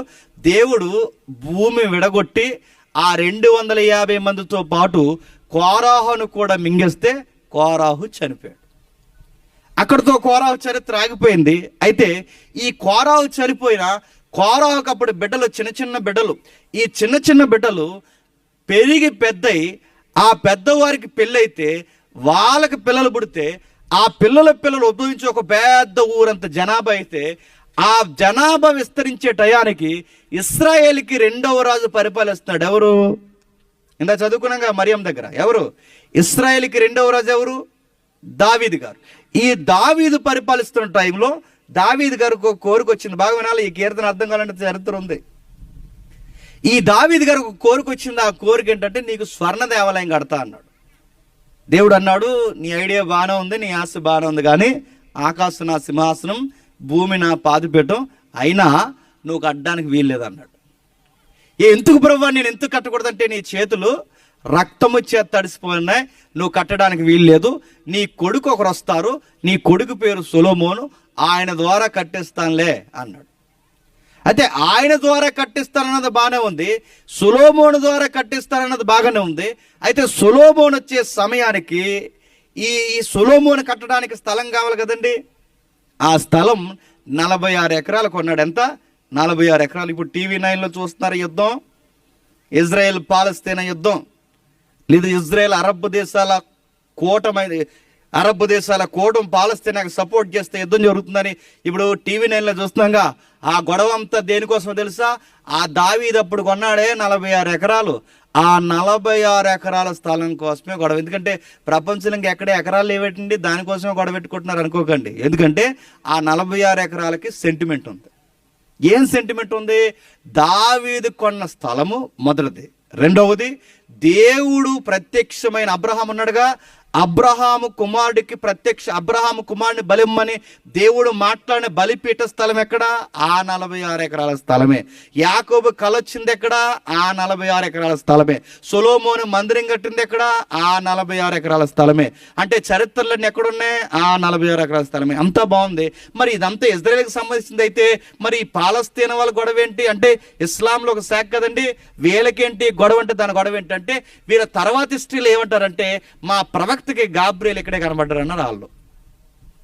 అందుకే వాళ్ళకి సెంటిమెంటే చెప్పండి, వీళ్ళకి సెంటిమెంట్. అందుకే ఆ 46 ఎకరాలు అంత సెంటిమెంట్ కనుకే సరిగ్గా 46 ఎకరాలు ఏముంది? సొలొమోను మందిరం ఉంది. ఇప్పుడు సొలొమోను మందిరం తీసి మా మసీదు కట్టుకుంటామని వాళ్ళు, లేదు ఇది మా అబ్రహాముకు దేవుడు ఇచ్చిన వాగ్దానం, మా దావీదు కొన్న 46 ఎకరాలు, ఇది మాకు లీగల్గా వర్తించేది, మాకు, మేము 3వ మందిరం కడతామని ఏళ్ళు.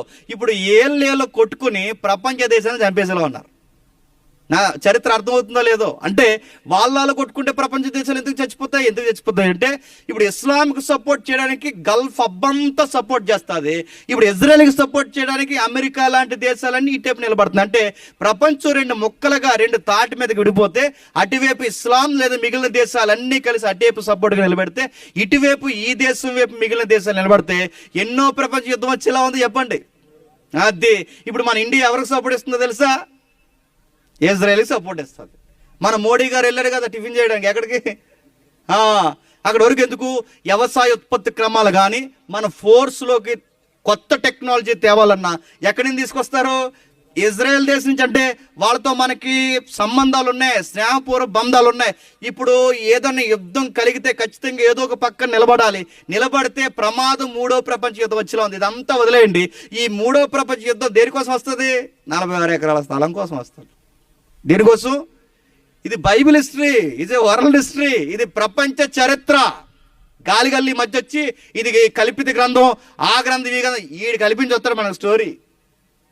బైబిల్ కల్పిత గ్రంథం. దీనికి జాగ్రఫికల్ ఎవిడెన్స్ ఉన్నాయి, హిస్టారికల్ ఎవిడెన్స్ ఉన్నాయి, సైంటిఫిక్ ఎవిడెన్స్ ఉన్నాయి. ఇది చాలా వాస్తవికమైన గ్రంథం. నీ ముత్తాతలు దీన్ని తప్పని చెప్పాలనే బాప్టిజాలు తీసుకుని రెస్ట్లోకి పోయారు. ఈ మధ్యలో ఈ అరువు తెచ్చుకున్న ప్రశ్నలు వచ్చి వీళ్ళు ఏమంటారు చెప్పిన, ఇది తప్పు అంటే తప్పు దేని మీద? సైన్స్లోనా, హిస్టరీలోనా, దేనిలో తప్పు? ఎవడని మళ్ళీ చెప్తున్నాను, వీళ్ళకి సమాధానం చెప్పడం రాక, మీ సైడ్ జరుగుతున్న గొడవలు చెప్తున్నాను, వీళ్ళకి సమాధానం చెప్పడం రాక సువార్త చేసే వాళ్ళని కొడతారు. చేతగానోడే చేయెత్తుతాడు, గుర్తుపెట్టుకోండి.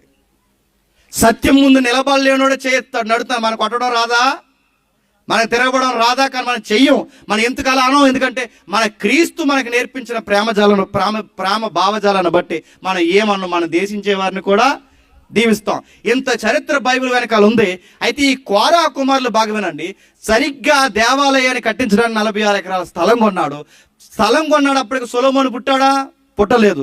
ఈ సొలొమోను వచ్చే సమయానికి 46 ఎకరాల స్థలం కొన్నాడు. స్థలం ఉంటే సరిపోద్దా? మందిరం కట్టడానికి బంగారం ఉండాలి. బంగారం తెప్పించాడు. Number 1 gold. ఎప్పటికీ ప్రపంచంలో నెంబర్ 1 గోల్డ్ ఏదండి? 1 ఆఫ్రికా, 2 గల్ఫ్. అదే ఈ దుబాయ్ బంగారం అంటారుగా, దాన్ని అరబ్ బంగారం అంటారు. అరబ్ బంగారం అంతా తెప్పించాడు. ఈ గోల్డ్ అంతా టన్నులు. సొలొమోన్ వచ్చాక గోల్డ్ అంతా అందుకే దాన్ని గోల్డ్ టెంపుల్ అంటారు.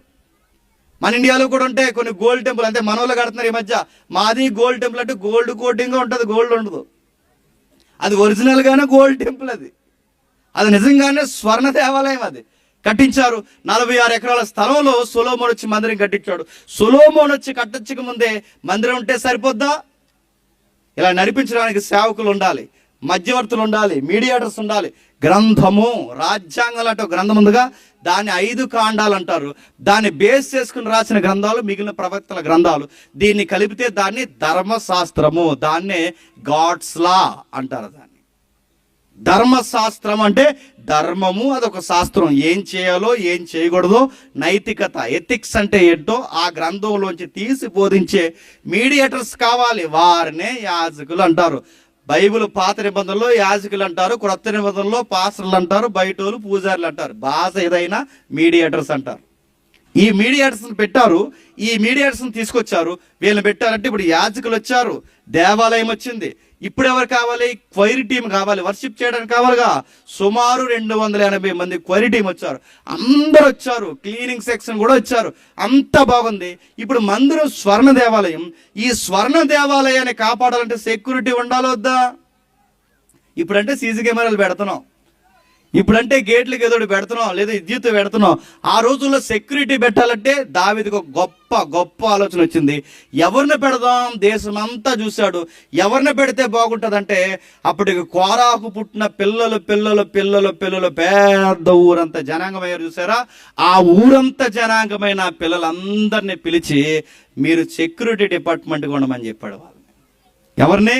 ఇదిగో మీరు బలగాలుగా, సైనికులుగా, ఆర్మీగా మీరు పనిచేయాలి, ఈ దేవాలయాన్ని కాపాడాలని వాళ్ళని ఒక డిపార్ట్మెంట్గా ఫామ్ చేసాడు. ఇవన్నీ ఎక్కడుంటాయి ఏంటంటే ఇంటికి వెళ్ళక చదవండి. మొదటి దినవృత్తాంతాలు 26వ అధ్యాయంలో ఉంటుంది నేను చెప్పే చరిత్ర అంతా అక్కడ ఉంటుందంటే. ఇప్పుడు వీళ్ళ పోలీసులు అంటే ఎస్ వీళ్ళ పోలీసులే. ఇప్పుడు ఈ పోలీసుల్ని ద్వారపాలకుల విభాగంగా పెట్టారు. ఏం చేయాలి? బయట నుంచి లోపలికి వెళ్ళిన చెక్ చేయాలి, లోపల నుంచి బయటకు వచ్చేవాడిని చెక్ చేయాలి, అందరినీ చెక్ చేస్తారు. ఈ చెక్ చేస్తున్న టైంలో ఎవరెవరు ఏం చేస్తున్నారో చూస్తారు వీళ్ళు. అదేంటండి, దేవాలయానికి పోలీసులు కాపలా ఉండాలంటే ఉండాలి. ఎందుకంటే భక్తులు ఎలాంటి వాళ్ళో దావీదుకి తెలుసు. భక్తులు ఎలాంటి వాళ్ళు? అసలే దీని పేరేంటండి? స్వర్ణ దేవాలయం. స్వర్ణం అంటే బంగారం కదండి.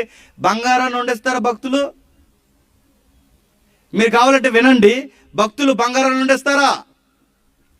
కొత్త చెప్పులు వేసిపోతారు భక్తులు చర్చికి వచ్చి, తెలుసా? టెంపుల్స్కి వచ్చి కొత్త చెప్పులు వేసిపోతారు, వేసుకెళ్ళిపోరు. భక్తులు అలా ఉంటారు. ఆ మధ్య మీరు వార్తలు చూసారు లేదో, భక్తులు మీరు వినండి, ఆ నెత్తిమీ పెడతారుగా ఆయన పూజారి, ఆ శతగోపురం పట్టిపోయారు.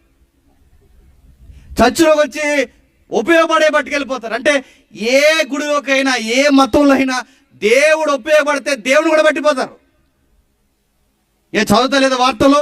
దేవుని వస్తువులు పట్టిపోయారు, దేవునికి సంబంధించినవి పట్టుకుపోయారు. చదవట్లేదంటే దేవుడు అన్న భయం కూడా ఉన్నది, పట్టుకెళ్ళిపోతారు.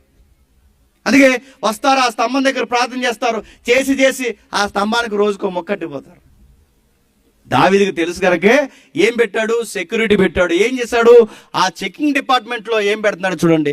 వచ్చే పోయే వాళ్ళు చెక్ చేయమంటే వస్తున్నారు, జనాలు వెళ్తున్నారు.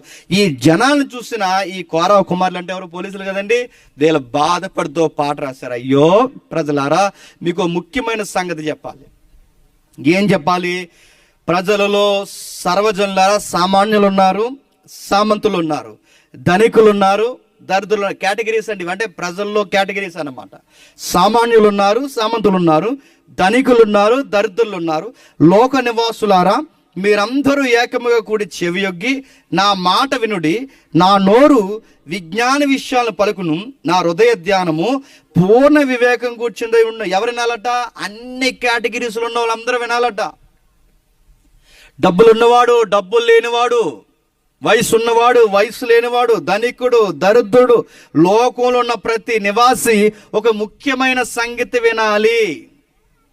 అంత ముఖ్యమైన సంగతి ఏముందంటే కింద చెప్తున్నాడు, నా కొరకు పంచువారు దోషకృత్యములు చుట్టుకున్నప్పుడు ఆపత్ కాలములలో నేను ఎలా భయపడవాలంటే ప్రజలందరూ భయపడిపోయే విషయం ఉందంట. చిన్నోడైనా పెద్దోడైనా అందరూ భయపడిపోయి ఒక పెద్ద విషయం ఉందట. ఏముందంటే అందరినీ మింగేసి ఒక విషయం ఉంది, కానీ దాన్ని మనం మర్చిపోతున్నాం. ఆపదలకు భయపడుతున్నాం. దేనికి భయపడతామండి? మనుషులందరూ భయపడేది ఆపదలకు. అందుకే ఆయన ఎత్తు మాట్లాడుతున్నాడు, ఆపదలకు నేను ఎలా భయపడవలను. ఆపదలు అంటే అన్ని భయమే మనకి. చీకటి అంటే భయం, బొద్దెకలంటే భయం, పురుగులంటే భయం, పాములంటే భయం, అన్ని భయమే. చాలా మంది విచిత్రమైన వాళ్ళు ఉంటారు, వాడు కట్టుకున్న గదిలో పక్క గదిలోకి రాత్రి వెళ్ళాలంటేనే భయం వాడికి కదా. కొంతమంది వాళ్ళు కట్టుకున్న బిల్డింగ్ మీద రాత్రి వెళ్ళాలంటే చాలా భయం, వాళ్ళకి తోడు ఉండాలి. వాళ్ళకి వాష్రూమ్కి వెళ్ళరు కొంతమంది నైట్, మీరు చూడండి కావాలి, అన్ని భయం. ఆడిల్లేది ఆడింట్లో ఆడి తిరగాలంటే రాత్రులు భయం, కరెంట్ పోతే భయం, కొంతమందికి బొద్దింగలంటే భయం, అన్నీ భయమే. ఆపదలంటే భయం, ఏదో జరిగిపోద్దని భయం. కానీ కీర్తనకారుడు అంటున్నాడు, మీరు దేనికి భయపడుతున్నారు? ఆపదలకు భయపడుతున్నారా? దానికి భయపడాల్సిన అవసరం లేదు. ఆస్తియే ప్రాపకమని నమ్మి తమ ధన విస్తారతను బట్టి పొగుడుకునే వాళ్ళకి భయపడుతున్నారంటే చాలా మంది ప్రజలు దేనికి భయపడతారు? డబ్బులు ఉన్న వాళ్ళకి భయపడతారు. భయపడరు. నోరు లేనోడికి, సామాన్యుడి మీదకి మనం తిరగబడతాం, కానీ డబ్బులు ఉన్నవాడి మీద తిరగబడతామా? మీకు సొసైటీలో విషయం చెప్తాను. డబ్బులు ఉన్నవాడికి డబ్బులు లేనివాడు గొడవ వచ్చింది అనుకోండి, ఇద్దరు పోలీస్ స్టేషన్కి వెళ్ళాడు అనుకోండి, ఎవడ మాట నెక్కుతుంది చెప్పండి. అందుకే డబ్బులు ఉన్న జోలికి వెళ్ళాం మనం. ఎవరి జోలికి వెళ్తాం చెప్పండి? నోరు లేనివాడి జోలికి, డబ్బులు లేనివాడి జోలికి, ఈడి జోలికి పోతాం తప్ప డబ్బులు ఉన్నవాడి జోలికి పోయి, ఎందుకంటే ఆడు ప్రమాదం, ఆడు అవసరమైతే ఏదన్నా చేస్తాడు.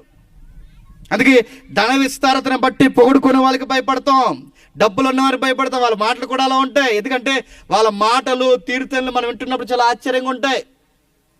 వాళ్ళు ఏదన్నా ఉంటే మాట్లాడితే, ఇప్పుడు ఏదన్నా రోడ్డు మీద తెలిసాను అనుకోండి, వాళ్ళు గట్టిగా మాట్లాడితే, ఏంటో అడ్లే అంటే నీ బండి ఎంత చెప్పు కొనేస్తానంటాడు. మన బండి కొనేస్తానంటే వాడు, మనం వాడే వస్తువు కొనేస్తా అంటాడు. ఈదులో గొడవ వస్తే ముందు మీ నీళ్ళు ఎంత చెప్పి నీళ్ళు కొనేస్తా అంటాడు.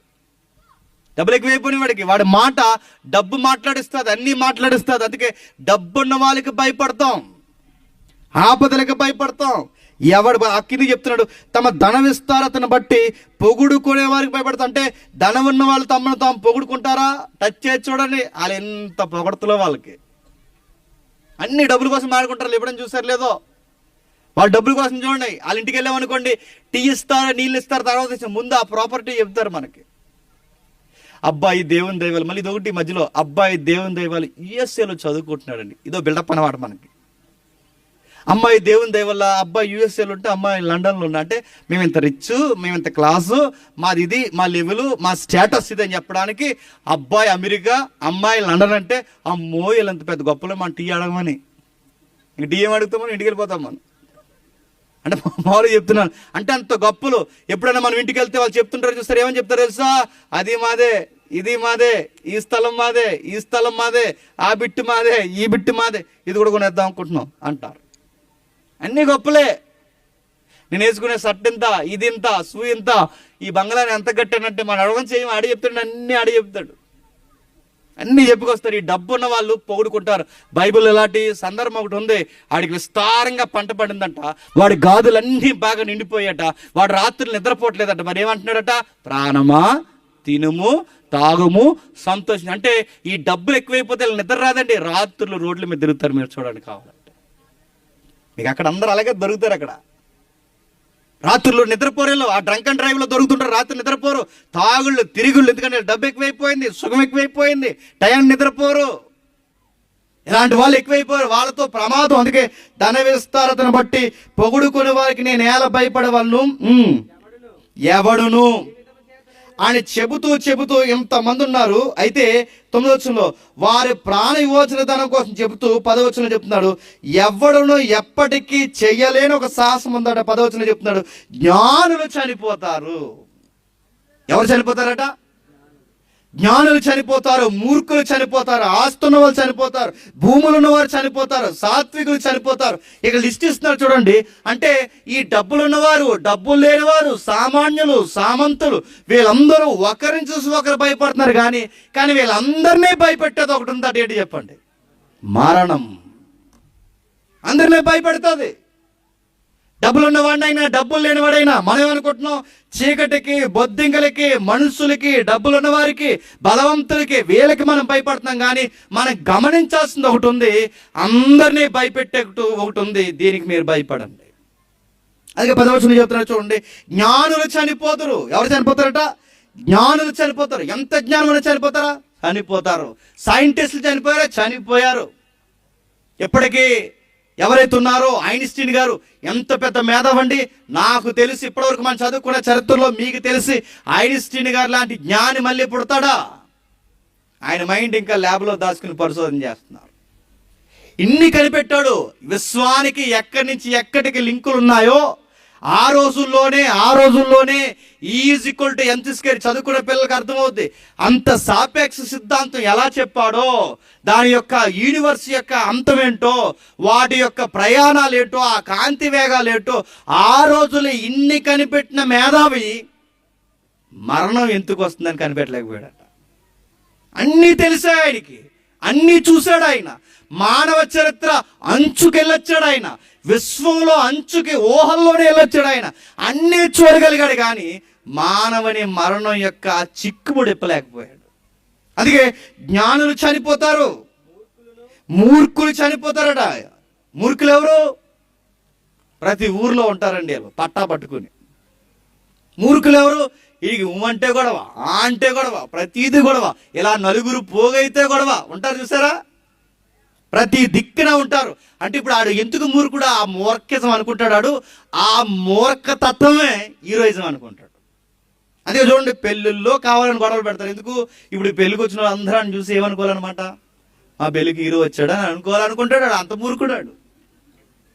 అందుకే కర్రీ వేసే వాళ్ళ మీద గొడవ పెడతాడు, పెళ్లి కూతురుతో గొడవ పెట్టుకుంటాడు, పెళ్లి కొడుకుతో గొడవ పెట్టుకుంటాడు, అందరితో గొడవే.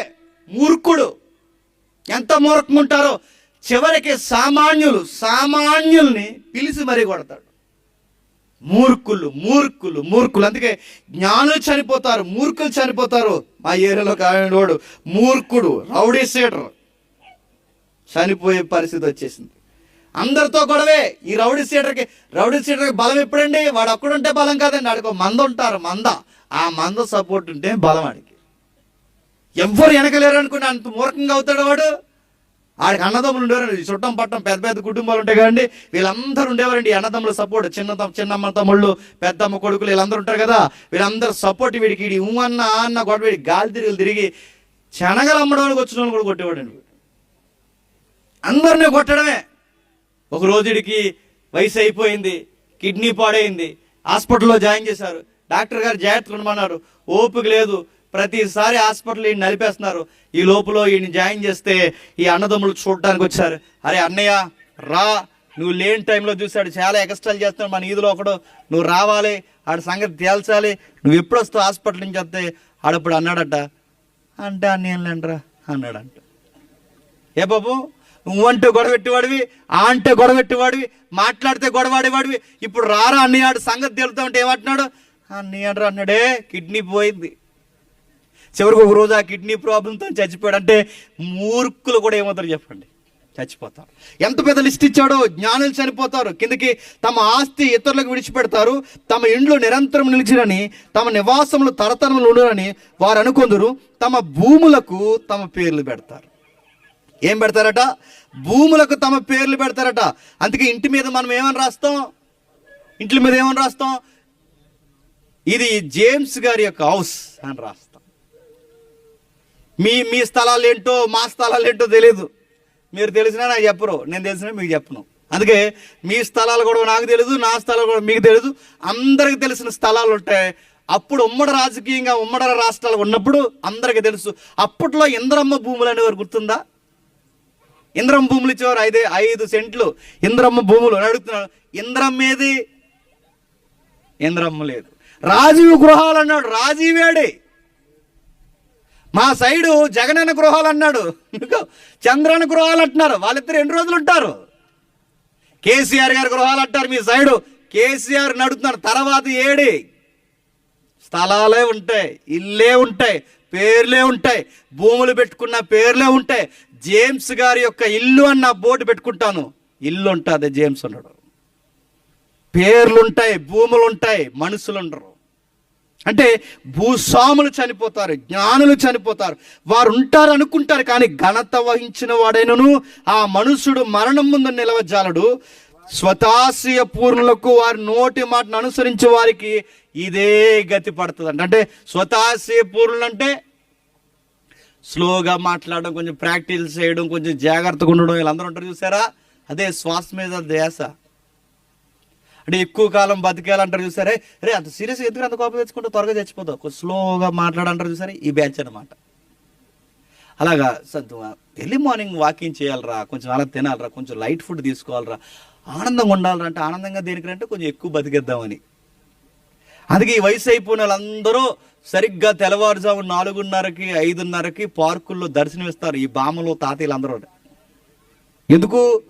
వాళ్ళకు ప్రాక్టీస్ ఉంటుంది. ఆ ఉదయం వచ్చిన వెంటనే సింహంలా నవ్వండి అంటే హహహా అని నవ్వుతారు సింహంలా, అదో ప్రాక్టీస్.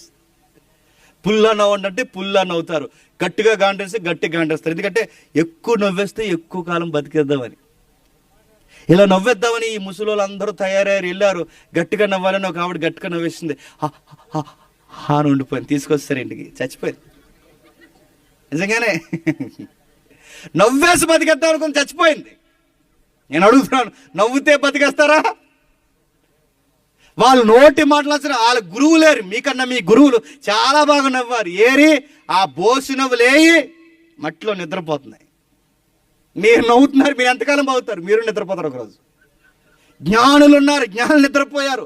మూర్ఖులు నిద్రపోయారు. విప్లవకారులు నిద్రపోయారు. అందరు నిద్రపోతారు, అందరూ చనిపోతారు. మీకు ఇందాక నుంచి చెప్తున్నాను, చనిపోతారు అంటున్నారు. ఏంటంటే చనిపోవడం పెద్ద విషయం కాదండి, కానీ చనిపోయిన తర్వాత అతిపెద్ద ప్రాబ్లం ఉంది. అదే మనకు అతిపెద్ద ప్రమాదం. ఏముంది చెప్తున్నారు చూడండి. వారు స్వతాశీపులు వారి నోటి మాటను బట్టి అనుసరించే వారికి ఇదే గతి బట్టును. వారు పాతాళములో మందగా కూలిపోతారు. ఇది అతిపెద్ద ప్రమాదం. జ్ఞానులైనా పోవాల్సింది పాతాళానికే, సాత్వికులైనా పోవాల్సింది పాతాళానికే, మూర్ఖులైనా పోవాల్సింది పాతాళానికే. ఈ మరణంతోనే ఆగుతుందా? ఇది చుట్టగట్టి తీసుకెళ్ళి ఎక్కడ పడేస్తుందట? పాతాళంలో పడేస్తుంది. అంటే మనం పాతాళానికి జారిపోతాం. ఈ పాతాళం మింగడానికి రెడీగా ఉంది. దీని నుంచి విడిపించేవాడు ఎవడున్నాడు? నీ వెళ్ళి మరొకరిని విడిపించగలవా? నువ్వెళ్ళి మరొకరిని విడిపించగలవా? ఎవరిని విడిపించలేదు. ఎందుకంటే ఏ భేదము లేదు, అందరూ పాపాత్ములే. చిన్న పెద్ద ఎవరికీ తేడా లేదు, అందరం పాపాత్ములే. కనుక ఈ పాపం వల్ల వచ్చిన జీతం మరణము. ఈ మరణాన్ని తీయాలంటే బాగా వినాలి, ఈ మరణాన్ని ఆపాలంటే ముందు ఏం తీయాలి? పాపం తీయాలంటే పాపం చేశారు కనుకే మరణం వచ్చింది. ఇప్పుడు ఈ మరణాన్ని తీయాలంటే ముందు పాపం తీయాలి. ఈ పాపాన్ని తీయడానికి పుణ్యాత్ముడు కావాలి. ఈ పాపాన్ని తీయడానికి పుణ్యాత్ముడు కావాలి. పుణ్యాత్ముడేడి? ఈడు జోగియే చెప్పండి, ఆడు జోగియే. ఈ రెండు రాసుకుంటే రాలే అడ్డేడి చెప్పండి. బూడిదే, ఏ భేదం లేదు, అందరూ పాపాలే. తెలిసిన పాపులు, తెలియని పాపులు, మొత్తం మీద పాపులు. అందరం పాపులమే, గుర్తుపెట్టుకోండి, అందరం పాపులమే. ఇదేంటంటే చిన్నపిల్లల్లో కూడా అనేది ఎందుకు ఉండదు? చిన్నపిల్లల్లో కూడా ఆ నేచర్ ఉంటుంది. మీరు కావాలంటే చూడండి, ఒక పెద్ద కుక్కకి చిన్న కుక్క పిల్ల పుట్టింది అనుకోండి, ఏమంటుందండి? అది బౌవ్ అంటుంది. చిన్న కుక్క ఏమంటుందండి? హాయ్ గుడ్ మార్నింగ్ అంటదా? ఏమంటుంది? అది బౌవ్ అంటుంది. అడుగుతున్నా, ఎందుకు బౌవ్ అంటుంది? అది వాళ్ళ అమ్మ నేచర్, దాని తల్లి యొక్క లక్షణం అది. అంటే ఇప్పుడు మన తల్లి ఎవరు, మన తండ్రి ఎవరు? మన తండ్రి పతనమైన ఆదాము, మన తల్లి పతనమైన అవ్వ. ఇప్పుడు ఈ పతనమైన ఇద్దరికి పుడితే మనం ఏం చేస్తాం చెప్పండి? పాపమే చేస్తాం. వాళ్ళు ఎలాగైతే దేవుడి మీద తిరగబడ్డారు అలాగే తిరగబడ్డాం. ఆదాము బహిర్గతంగా రికార్డ్ చేయబడ్డాడు, మన రికార్డ్స్ ఇక్కడ లేవు, అక్కడ రికార్డ్ చేయబడతాయి. ప్రతిదీ పాపం. అంటే చూపు పాపం, మాట పాపం, నడినెత్తి పాపం, కాళ్ళు పాపం, ప్రతిదీ పాపం పాపం పాపం. అంటే మనుషులు చేసేదంతా రోత చర్యే. అందుకే మనుషులకు తప్పదు శిక్ష. అంటే ఈ పాపం వలన వచ్చే జీతం మరణం. ఇప్పుడు ఈ మరణం ఆగాలి అంటే పాపాన్ని ఆపాలి. ఎవరు ఆపుతారు? అందుకే సరిగ్గా ఈ పాపం ఎలా ఆపగలము? మనకు అతిపెద్ద ప్రమాదం వచ్చి కూర్చుందని ఆ కోరా కుమారులు, ఆ పోలీసులు అరిశారు. ఆ దేవాలయంలో ఉండి భక్తులు అరిశారు, ఈ మరణాన్ని తీయరా అని. దావీదు సైతం అయ్యో మా శవాలు ఈ శరీరాలు కుళ్ళిపోవాలా, మా అభిషక్తులు వచ్చేంత వరకు ఇంతేనా అని కీర్తనలు అరిశాడు దావీదు. ఒకరేంటి ఇద్దరేంటి, యోబు దగ్గర నుంచి మాట్లాడాడు. యోబు అన్నాడు నా దేవుడు సజీవుడు అని. ఈ మాటలన్నీ ప్రవచనాలంటే మేము అప్పటి వరకు కుళ్ళబట్టాల్సిందే, చనిపోవలసిందే, దీని నుంచి విడిపించే మా నాథుడు ఎప్పుడు వస్తాడని మేధావులు ఎదురు చూశారు. ఆ ఎదురు చూపులకి నిలువెత్తు రూపమే మరియమ్మ దగ్గరికి వచ్చి దేవదూత చెప్తుంది, యోసేపు దగ్గరికి వచ్చి దేవదూత చెప్తుంది ఏమని, ఇదిగో మీ గర్భాన్ని ఒక శిశువు పుట్టెను, ఆ పుట్టిన వాడు వచ్చి చేసే పని ఏంటో తెలుసా, తన ప్రజలను వారి పాపాల నుండి చెప్పండి విడిపించును. That is Christmas. గుర్తుపెట్టుకోండి. క్రిస్మస్ అంటే ఆ చచ్చోళ్ళు పెద్ద స్టార్ కట్టారు, మనం పెద్ద స్టార్ కడదాం, ఇది కాదు క్రిస్మస్. క్రిస్మస్ అంటే ఏంటో తెలుసా, దేవుడు దీనుడిగా శరీరుడిగా వచ్చి ప్రజలను వారి పాపాల నుంచి విడిపించడానికి చేసిన చర్యే క్రిస్మస్ అంటారు. అదే చెప్తున్నాడు దేవదూత వచ్చి, ఆయన పాపాల నుంచి విడిపిస్తాడు. ఎలా విడిపిస్తాడు? ఈ కీర్తనాకారుడే రికార్డ్ ఇచ్చాడు చూడండి. అదే 49వ అధ్యాయం 7వ వచనం నుంచి, ఎవడును ఏ విధము చేతను తన సహోదరుని విమోచింపలేడు, వాడు కుళ్ళు చూడక నిత్యము బ్రతుకున్నట్లు వాని నిమిత్తము దేవుని సన్నిధిని ప్రాయశ్చిత్తము చేయగలవాడు ఎవడు లేడు. కుళ్ళు చూడకుండా నిత్యము బ్రతకాలి, ఇప్పుడు అడుగుతున్నాను, మొదటి నుంచి మన ప్రశ్న ఏంటంటే, ఎందుకు మనుషులు నిత్యము బ్రతకలేకపోతున్నారు? దానికి కారణం పాపం. ఈ పాపాన్ని పట్టిన కుళ్ళిని లేదా ఈ నరకానికి జారిపోకుండా దీని నిమిత్తము దేవుని సన్నిధిని ఏం చేయాలట? ప్రాయశ్చిత్తం చేయాలట. ఏం చేయాలి? ప్రాయశ్చిత్తం అంటే ఏదో మూల్యము చెల్లించాలి, దేవుణ్ణి శాంతింప చేయాలి, దేవునికి మనకి బదులుగా ఏదో ఇవ్వాలి, దాన్నే ప్రాయశ్చిత్తం అంటారు. దాన్ని ఈ ప్రాయశ్చిత్తం చేస్తే గాని వాడి ప్రాణ విమోచన ధనము బహు గొప్పగా మారదట. అంటే వాడి ప్రాణాన్ని విమోచించాలంటే ఏదో ధనముగా పెట్టుబడి పెట్టాలంటే దేవుడికి ఒక చట్టం ఉంది. ఆ చట్ట ప్రకారం మానవులకి శిక్ష రావాలన్న చట్టం చెబుతోంది. ఆ చట్టం నుంచి మనం బయటికి లాగాలి అంటే ఆ చట్టానికి జమ ఏదో చెయ్యాలట. ఏం చెయ్యాలి? బంగారమా, ఎండా, వజ్రాలా? ఏమివ్వగలం? నా దేహం భాగమైన నా శరీరము అది చనిపోకుండా జీవించాలంటే ఈ శరీరానికి బదులుగా మరొక శరీరాన్ని పెట్టుబడి పెట్టాలి. నా రక్తం జీవిస్తూ ఉండాలంటే నా రక్తానికి బదులుగా మరొక రక్తం కావాలి. నేననే ఉనికి ఉండాలి అంటే నాలాగే ఒక మనిషిలాగా ఏ పాపం లేనోడు నా పక్షాన బలైపోవాలి. ఇదంతా జరగాలి అంటే మన కొరకు బలయ్యేది ఎవరున్నాడు చెప్పండి? ఎవడును ఏ విధంగాను ఎవడు విమోచించలేడు. సొంత అన్నదమ్ములు గజం నేల కోసం కొట్టుకుంటారు, అలాంటిది మన కోసం ప్రాణం పెడతారా? భార్య భర్తలే కరోనా వస్తే నువ్వెవడో నాకు తెలియదు అన్నది. నువ్వెవరో నాకు తెలియదు, పోయి ఇంటికి అన్నాడు. నడుతున్నాను, పెళ్లి ప్రమాణాలు చేస్తారు, వ్యాధి ఎందును బాధ ఎందును విధులను ఎక్కడికి వెళ్ళి ఉడితే అంత అబద్ధం. కరోనా వచ్చింది, ఎవరికల్లా ఇడిపోయారు. నడుతుంది, మన కోసం ఎవరు ప్రాణం పెడతారు? బిడ్డల కోసం తల్లిదండ్రులు పెట్టగలరా? తల్లిదండ్రుల కోసం బిడ్డలు పెట్టగలరా? ఎవరి కోసం పెట్టగలరు? ఈ స్వార్థ ప్రపంచంలో ఎవరి కోసం ప్రాణం పెట్టలేరు. మనల్ని విమోచించాలి అంటే ప్రాణం అంటే రక్తానికి రక్తంగా, దేహానికి దేహంగా, ప్రాణానికి ప్రాణంగా మన కొరకు ఇలలోకి వచ్చి ఏ మానవుడు పెట్టలేడు గనక, మనుషుడు సాటి మనుషుడిని రక్షించలేడు గనక దేవుడే మానవుడిగా భూమి మీదకి వచ్చిన వేళే క్రిస్మస్. అదే క్రిస్మస్. దేవుడే సశరీరుడిగా ఇలలోకి వచ్చాడు. ఈ మానవుల కొరకు మానవుడిగా చనిపోవడానికి భూమి మీదకి వచ్చి మన కొరకు మరణించడానికి సిద్ధమైపోయి మన కొరకు పెట్టుబడి పెట్టాడు. ఏమని ఒకసారి చూడండి, మార్కు సువార్త 10వ అధ్యాయం 45వ వచనం. మార్కు సువార్త 10వ అధ్యాయం ముగించుకుందాం. 45వ వచనం. మనుష్య కుమారుడు పరిచారము చేయించుకుంటకు రాలేదు గాని పరిచారము చేయుటకును అనేకులకు ప్రతిగా విమోచన క్రయధనముగా తన ప్రాణము విమోచన క్రయధనముగా ఎవరిని విమోచించడానికి ఏది క్రయధనముగా ఇవ్వడానికంటే తన ప్రాణము క్రయధనము. మరి విమోచించేది ఏంటంటే తన ప్రజలను వారి పాపాల నుండి విమోచించడానికి, దేవుని ఉగ్రత నుంచి వాళ్ళని బయటికి లాగడానికి ప్రాణాన్ని ఏమిచ్చాడట? విమోచన క్రయధనముగా ఇచ్చాడట. విమోచన క్రయధనం. మీకు డౌట్ రావచ్చు, అదేంటండి ఇదేది లేకుండా దేవుడు క్షమించలేడంటే క్షమించలేడు. త్యాగం లేకుండా దేవుడు క్షమించలేడు, ఖచ్చితంగా క్షమించలేడు. అదేంటంటే అది చట్టం, దేవుని నీతి, దేవుని వ్యక్తిత్వం. అది మీకు ఇలా చెబితే అర్థం కాదేమో. ఒక ఉదాహరణ చెప్తాను, వినండి. మన చట్టాలు రాసుకున్నది ఎవరండి? దేవదూతలు వచ్చి రాసే, మనుషులే రాసుకున్నారా? మనమే రాసుకున్నాం.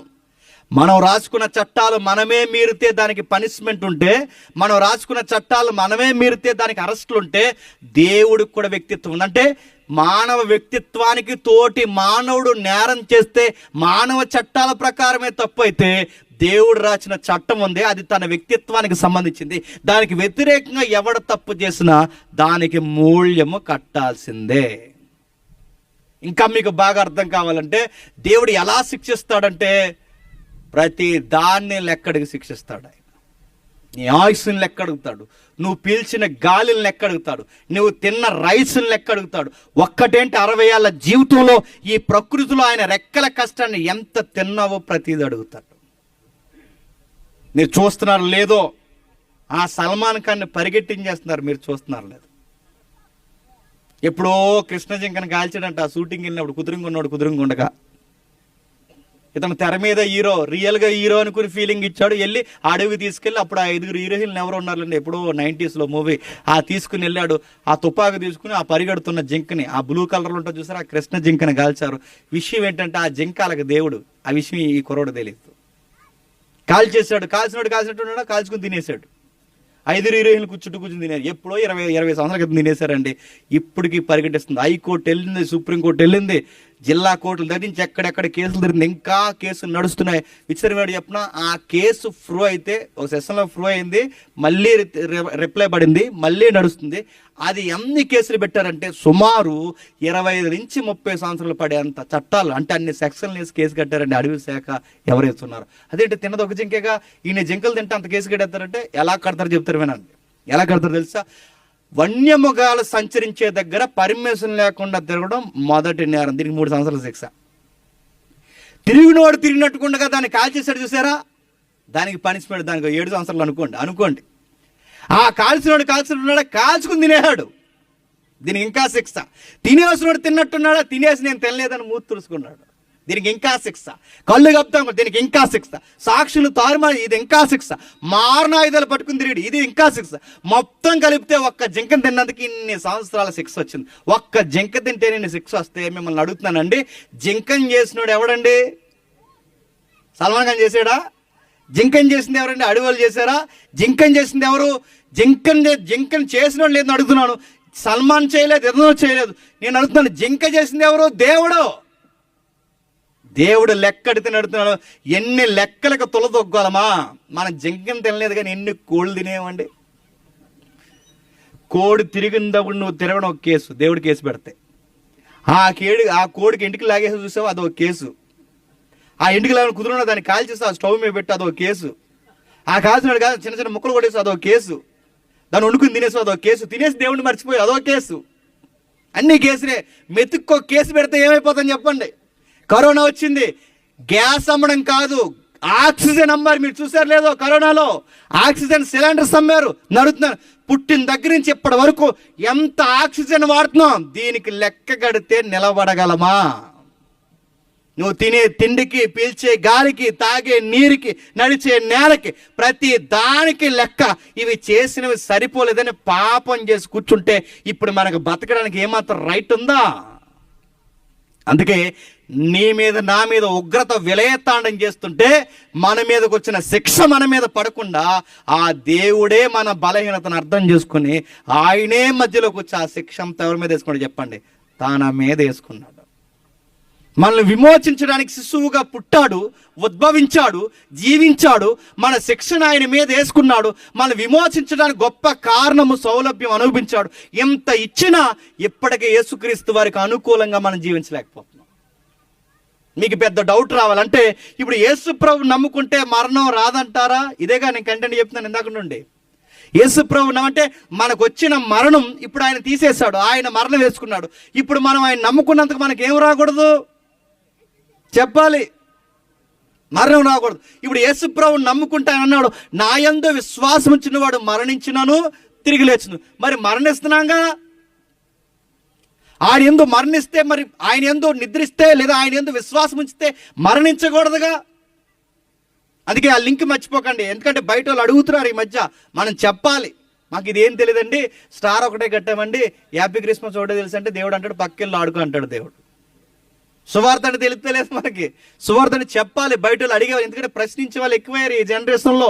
వాళ్ళకి చెప్పాలి, ఏంట్రా క్రిస్మస్ అంటే ఏంటంటే క్రిస్మస్ కేక్ అని చెప్పకూడదు, తెల్లలింగి నల్లసొక్కలని చెప్పకూడదు. క్రిస్మస్ అంటే ఏంటి చెప్పాలి. మరి మీ దేవుడిని నమ్ముకుంటే చనిపోరాడు కదా, ఎట్లా అని అడిగినప్పుడు చెప్పాలి. ఎలా చెప్పాలి? ఇదిగో ఆయన నమ్ముకుంటే చనిపోం అంటే దానికి ఒక లింక్ ఉంది. అంటే ఇప్పుడు పాపం వల్ల ఏమొచ్చింది? మరణం వచ్చింది. మొదటి రాకల్లో ఆయన వచ్చి ఏం చేశాడు? పాపాలు తీసేశాడు. రెండవ రాకల్లో వచ్చి ఏం చేస్తాడు? ఆయన యందు విశ్వాసం ఉంచిన వారిని చెప్పండి తమ తమ వరుసల్లో తిరిగి లేపుతాడు. ఇది సెకండ్ జర్నీలో జరగబోతుంది. మరి అప్పటి వరకు దీన్ని మరణం అనరు అంటే బైబిల్ పరిభాషలో దాన్ని మరణం అనరు. చెప్పండి, క్రీస్తునందు చెప్పండి రెస్ట్ తీసుకుంటున్నారు, నిద్రిస్తున్నారు. అందుకే రెస్ట్లోకి వెళ్తాం. అందుకే మన వాళ్ళు రెస్ట్లో ఉన్నారని బైబిల్ అర్థమైంది కనుక మన వాళ్ళు కాల్సరు, ఇస్రేరు బాడీని ఏం చేస్తారు? రెస్ట్కి ఒక బాక్స్ రెడీ చేస్తారు మనకి. ఆ బాక్స్లో పెట్టి మంచిగా స్నానం చేసి డ్రెస్ వేసి ఆ బాక్స్లో నిద్రపో బాబు అంటే ఎప్పటి వరకు నిద్రపోవాలి? ఆయన వచ్చి లేపుతాడు, మధ్యలో ఇంకెవడో లేపకూడదు, లేపితే ఇంక లేకరు ఇంకెవరు. ఆయన వస్తాడు, ఆయన వచ్చి లేపుతాడు. ఆయన వచ్చినప్పుడు ఆయన యందు విశ్వాసం ఉంచిన వారిని అందరినీ తమ తమ వరుసలు లేపుతాడు. మీరు అనుకోవచ్చు దీనికి ఆధారం ఉందా అని, దీనికి సాక్ష్యం ఉందా? ఆయన యందు విశ్వాసం ఉంటే నిజంగానే తిరిగి లేస్తారంటే ఈ స్లోగన్స్ చెప్పిన వాళ్ళు తిరిగి లేసారు నాకు తెలియదు, కానీ ఈయన ఎవరైతే ఆయన వచ్చినప్పుడు లేస్తారని మనకు చెప్పాడో చెప్పినోడే మొదటగా తిరిగి లేచాడు. ఇదే మనకు సాక్ష్యం, గుర్తుపెట్టుకోండి. అన్ని సమాధులు ప్రపంచ అలెగ్జాండర్ సమాధి, విప్లవకారుల సమాధి, చివరికి ఆ తిక్కలోడు హిట్లర్ సమాధి అన్ని ఫుల్ అయిపోయి కుళ్ళిపోయి ఉన్నాయి. కానీ ప్రపంచంలో ఒకే ఒక్క సమాధి ఖాళీగా ఉంది. ఆ సమాధి ఎవరు చెప్పండి? నజరుడైన యేసుది మాత్రమే. ఇంతకన్నా ఆధారం ఏం కావాలంటే నా దేవుడు ఇలలోకి పుట్టాడనడానికి చరిత్ర సాక్ష్యం ఉంది, నా దేవుడు ఇలలో మరణించాడనడానికి రోమ ప్రభుత్వం సాక్ష్యం ఉంది, ఆయన మరణించి సమాధి చేయబడిన తర్వాత తిరిగి లేచాడనడానికి ఇజ్రాయేల్ సమాధి ఇంకా ఖాళీగా ఉంది. ఇంతకన్నా సాక్ష్యం ఏం కావాలి? ఇది నమ్మం. మనం ఏమి నమ్ముతాం చెప్పినా, ఈ మధ్యకాలంలో స్లోగన్ చెప్తున్నారు. ఆ స్లోగన్లో హ్యూమన్ జీనో ప్రాజెక్ట్ అంటారు. అంటే హ్యూమన్ జీనో ప్రాజెక్ట్ జెనీవాలో ఉంది. వాళ్ళు వచ్చి ఈ మధ్య పేపర్లో మీడియాలో తెగ ప్రకటిస్తున్నారు, మనుషుల్ని మళ్ళీ మేము బతికిస్తామన్నారు. అంతే, సెలబ్రిటీలు జాయిన్ అయిపోయారు అందులోకి, బతికించేస్తారని. ఎలా బతికిస్తారు సార్ అంటే ఈ ప్రస్తుతానికి పరిశోధనలు ఉంది ప్రాజెక్ట్, తర్వాత మేము మందు కనిపెడతాం, ఆ మందు కట్టుకున్న తర్వాత మీ బాడీలోకి ఇంజెక్షన్ ఎక్కిస్తాం, ఆ ఎక్కించిన తర్వాత మీ బాడీ ఏ స్థితిలో ఉన్నా మళ్ళీ బతుకుతుంది. ఎప్పుడు కనిపెడతారంటే ఇంకా ప్రాక్టీస్లో ఉంది, జరుగుద్ది. ఎప్పుడు సార్ అంటే 2050-60లో జరుగుతుంది. అప్పటి వరకు మనం ఉంటామా? ఇలా డౌట్ వాళ్ళకి వచ్చింది. అప్పటి వరకు మేము ఉన్నాం కాబట్టి మరి ఏం చేయాలంటే, అందుకే మాకు పాలసీ ఉంది, పాలసీలో జాయిన్ అయిపోండి అన్నారు. ఏంటా పాలసీ అంటే 50 లక్షలు కడతారు, 1 కోటి రూపాయలు కడతారు, కట్టండి. మీరు చనిపోయిన తర్వాత మీ బాడీని పట్టుకెళ్ళడానికి మా టీం వస్తుంది ఫ్లైట్లో. ఆ టీం వచ్చి ఆ బాడీని బాక్స్లో పెట్టుకుని తీసుకెళ్ళి జెనీవా తీసుకెళ్ళి అక్కడంట డీప్ ఫ్రిడ్జ్లో పెడతారట. మనం ఎప్పటి వరకు? 2060 వరకు. అప్పటి వరకు పెడతారు, మనం డబ్బులు కట్టేస్తాం, అన్ని కట్టేస్తాం. ఇప్పుడు ఎవడైతే సైంటిస్ట్ స్టేట్మెంట్ ఇచ్చాడో ఆడు చనిపోతాడు రోజుకి. అన్ని బాక్స్లో పెడతారు, నన్ను బాక్స్లో పెడతారు. ఇప్పుడు నన్ను లేపరు, నా బాక్సు కదలదు, ఆడు బాక్సు కదలదు. 2070 అయిపోయింది, లేపడు, ఆడు కదలడు, నేను కదలను. నా బాక్స్ ఆడి దగ్గరికి వెళ్దు, ఆడి బాక్స్ నా దగ్గరికి రాదు. ఎవడు నన్ను లేపడు. రే డబ్బులను తీసుకుని నన్ను లేపలేదు ఎట్లా, నేను ఎక్కడుండా అని అడగని చెప్పండి. ఇప్పుడు ఆ ప్రాజెక్టుకి ఆధారం ఉందా? లేదు. ఆ ప్రాజెక్టుకి ఆధారం ఎప్పుడుండాలి చెప్పినా, ఈ మనుషుల్ని బతికిస్తారని ఎవడైతే సైంటిస్ట్ స్టేట్మెంట్ ఇచ్చాడో స్టేట్మెంట్ ఇచ్చినోడే ముందు మరణించి తిరిగి లేవాలి. అది ప్రూఫ్ ఉందా? హ్యూమన్ జీనో ప్రాజెక్ట్ ఎవరైతే అధినేత ఉన్నాడో ముందు ఆయన తిరిగి లేచిదిగో నేను లేచాను, మళ్ళీ మిమ్మల్ని బతికిస్తానని చెప్పాలి. లేచారా? లేవరు. మరణం జయించడం ఎవడ వలన కాదు. నేను ముగిస్తున్నాను. హ్యూమన్ జీనో ప్రాజెక్ట్ నేను బతికిస్తుందో లేదో నాకు తెలియదు, కానీ నువ్వు యేసుక్రీస్తు నమ్ము, నువ్వు నమ్మిన జీసస్ క్రైస్ట్ని గుడ్డిగా నమ్ము, ఒకరోజు వస్తాడు, తప్పకుండా నేను తిరిగి లేపుతాడు. ఎందుకంటే ఆయనే ముందు తిరిగి లేచాడు. హ్యూమన్ జీనో ప్రాజెక్ట్లో ఉన్న వాళ్ళు లేస్తారు లేదో నాకు తెలియదు, కానీ జీసస్ నమ్మిన వాళ్ళు ఖచ్చితంగా లేస్తారు. అందుకే ఆయన పుట్టికే తల్లిదండ్రులకు చెప్పబడింది, ఆయన ఒక శిశువుగా పుడతాడు, ఆయన వారి ప్రజలను వారి పాపాల నుండి విమోచించి ఆయన రక్షకుడిగా వారికి బదులు చేయబడి మనుషులకు రక్షకుడిగా ప్రకటింపబడతాడు. ఇదే క్రిస్మస్. ఇదే మనం చెప్పాలి. ఊరివాడ మనం చెబుతున్నామా? మనం చెప్పం. మనం ఒకటే సింపుల్గా మాట చెప్తాం, పెద్దమ్మ ఎదిగల చూడు, యేసు ప్రభువుని నమ్ముకో అన్నాడు. ఆడన్నాడు నమ్ముకోవడం అంటే ఏంటి అని అడిగాడు. మన వాళ్ళ దగ్గర ఆన్సర్ లేదు. నమ్ముకో అంటే నమ్ముకో అని అన్నాడు. అలా చెప్పడం ఏంటండి? తెల్లు మనకు సువార్త చెప్పడం. నమ్ముకో అంటే ఈ ఎలక్షన్ తిరుగుతారు చూస్తారా, ఏ పెద్దనా నీ అమూల్యమైన ఓటు అన్నట్టు ఉంది మన సువార్త. ఏ పెద్దమ్మా యేసు ప్రభువునే నమ్ముకో ఇలా చెబుతారు. ఎందుకు నమ్మాలి? వాళ్ళు అడిగారు ఎందుకు నమ్మాలంటే మనకి చెప్పడం రావట్లేదు. ఎందుకు నమ్మాలంటే వాళ్ళు అన్నారు నమ్ముకో అంటే నమ్ముకో అని అన్నారు. అది కాదు, నమ్ముక అంటే గుర్తుపెట్టుకో, మనం పాపులం, మన పాపం వల్ల వచ్చిన జీతం మరణము. ఈ మరణాన్ని తీయడానికి మన కొరకు రక్షకుడు ఉద్భవించాడు, మన కొరకు జీవించాడు, విమోచన క్రయధనంగా తన ప్రాణం పెట్టాడు, తిరిగి లేచాడు, మరలా ఒక రోజు రాబోతున్నాడు. ఆయన యందు విశ్వాసం ఉంచితే నువ్వు కూడా తిరిగి లేస్తావు. ఇందుకు యేసు ప్రభువుని నమ్ముకోవాలి పెద్దమ్మా అని చెప్పు. ఇది సువార్త. అంతేగాని సింపుల్గా నమ్ముకో అనుకో. రోజుకు ఒక సువార్త చేయాలని పెద్దమ్మ చెప్పారని ఈ కనబడిన వాళ్ళందరికీ చెప్తుందండి. సింపుల్గా ఆటో కూడా చెప్పిందంట, ఏమని బాబు ఆటో ఆయన యేసుప్రభుని నమ్ముకో అంటే డబ్బులు ఇస్తలేదు, డబ్బులు ఇవ్వకుండా చెప్తుంది. యేసుప్రభుని నమ్ముకుంటే ముందు 20 ఇచ్చే అన్నాడు. నా మాట అర్థమవుతుందా? చెప్పండి. ప్రభు ఆయన ఇదిగో నేడు రక్షకుడు మీ కొరకు పుట్టాడు. ఎందుకు పుట్టాడంటే మనందరినీ పాపాల నుండి విమోచించడానికి పుట్టాడు. మన రక్షకుడు అందుకే పుట్టాడు. అందుకే అదే సమాధానం యోసేపుకి చెప్పాడు, అదే సమాధానం మరియమ్మకి చెప్పాడు, అదే సమాధానం గొర్రెల కాపరికి చెప్పాడు, అదే సమాధానం అపోస్తులు భుజం మీద వేసి తిరిగారు.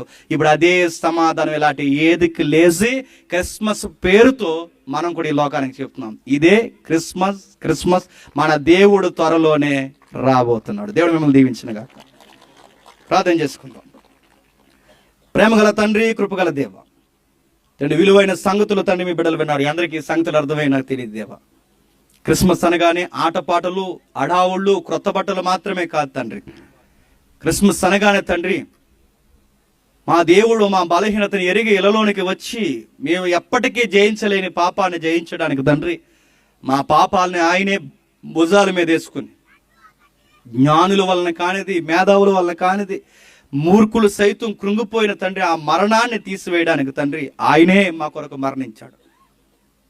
మరణించి తిరిగి లేచి ఎలుతేలుతో ఒక మాట ఇచ్చాడు, దేవా నా యందు విశ్వాసం ఉంచిన వాడు మరణించినను ఒకరోజు మరలా తిరిగి లేస్తాడని.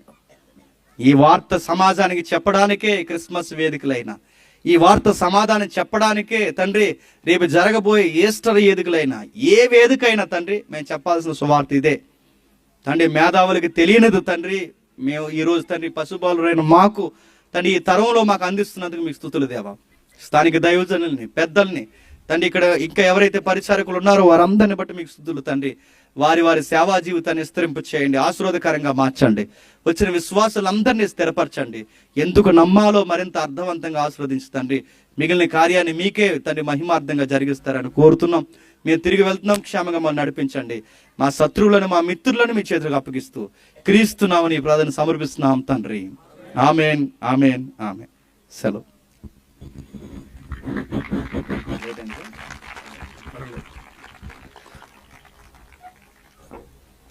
దేవునికి మహిమ కలుగును గాక. మరి చక్కటి వాక్యాన్ని అందించిన దైవదాసులు బ్రదర్ పి జేమ్స్ అయ్య గారికి ప్రత్యేకంగా వందనం తెలియజేసిన మరొకసారి చప్పట్లు కొడదాం.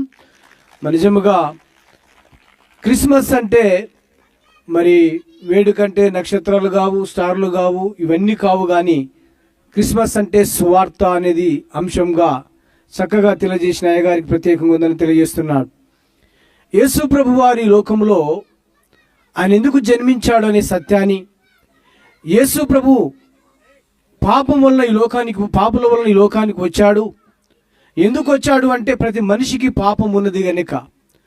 పాపం వలన వచ్చు జీతము మరణమని, ఆ మరణము శాశ్వతమైనది. లోకములో ప్రతి మనిషి చనిపోతాడు. సైంటిస్టు కానీ, డాక్టర్లు కానీ, ఇక్కడున్న మనమందరం కూడా ఒక దినము మరణించవలసిందే. ఏంటి ఈ గోల, ఈ మరణం అంటే ఏంటి అనే సత్యాన్ని మరి చక్కగా అర్థపూరితముగా అర్థం కావడానికి అందరికీ ఇక్కడున్న వారందరూ కూడా అర్థం చేసుకున్నారని నమ్ముచున్నాను.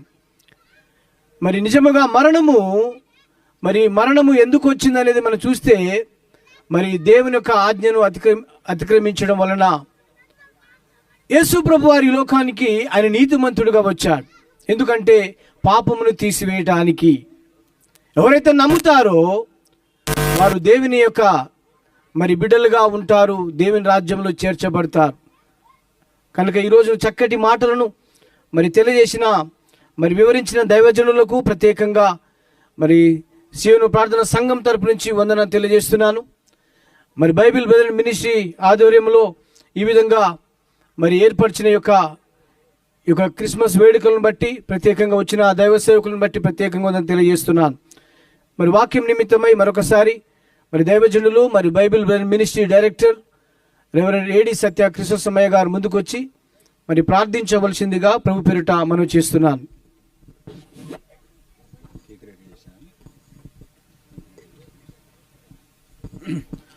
అందరూ కళ్ళు మూసుకొని తలల వంచి ప్రార్థనలో ఏకీపించండి.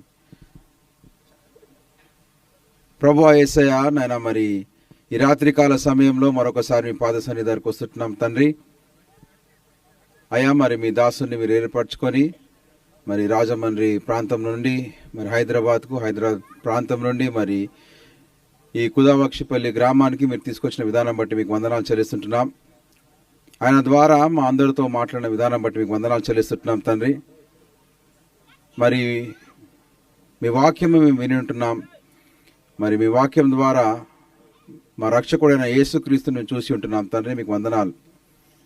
ఈ మీటింగ్ ద్వారా మరి మీరే మహిమ పొందినారని నమ్ముచున్నాం తండ్రి. దీనికి ప్రయాసపడిన ప్రతి ఒక్కరిని మీరు జ్ఞాపకం చేసుకోండి. వారి వారి కుటుంబాలను బహుగా దీవించమని ప్రార్థన చేస్తూ ఉంటున్నాం. మరి కష్టం అనక, భారం అనక, ఇబ్బంది అనక మరి వచ్చిన ప్రతి ఒక్క విశ్వాసిని, వారి యొక్క కుటుంబాలను మీరు దీవించమని ప్రార్థన చేస్తూ ఉంటున్నాం. మరి ఈ మీటింగ్ అంతా కూడా మీకు ఘనంగా మరి జరిగిందని మేము నమ్ముచున్నాం. యేసయ్య, మీకు వందనాలు. మేమేమై ఉన్నామో కేవలం మిమ్మల్ని బట్టే ఉన్నాం తండ్రి. అందుకే మీకు వేల వందనాలు చెల్లిస్తుంటున్నాం.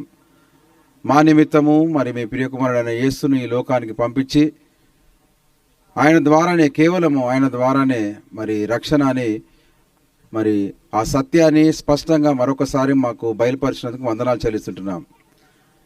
మానవులు చేసే క్రియల ద్వారా వారికి రక్షణ రాదు, కానీ యేసు ప్రభు యందు విశ్వాసం ద్వారానే వారికి రక్షణ కలుగుతుందని మరొకసారి మాకు రూఢిగా తెలియపరిచినందుకు మీకు వందనాలు చెల్లిస్తుంటున్నాం యేసయ్య. మరి అదే రీతిగా తండ్రి, మరి మీ దాసుని కూడా మీరు జ్ఞాపకం చేసుకోండి. ఆయన ప్రయాణంలో మీరు తోడుగా నీడగా ఉండమని ప్రార్థన చేస్తూ ఉంటున్నాం. మరి ఆయన యొక్క పరిచర్యలో మరి మీరే తోడుగా నీడగా ఉండండి తండ్రి. మరి ఆయనను, ఆయన కుటుంబాన్ని, ఆయన బృందాన్ని బలపరిచి మరి నాయన మీ సేవలో ఘనంగా వాడుకోమని ప్రార్థన చేస్తూ ఉంటున్నాం. మరి ఇహలోకంలో ఉన్నాము తండ్రి. మరి క్రిస్మస్ అంటే కేవలము మరి కేకు, మరి నాయన నక్షత్రము, మరి నాయన క్రిస్మస్ ట్రీ కాదు, కానీ మీరు మా కొరకు వచ్చినారు, మీ ప్రాణాలు క్రయధనముగా అర్పించినారు.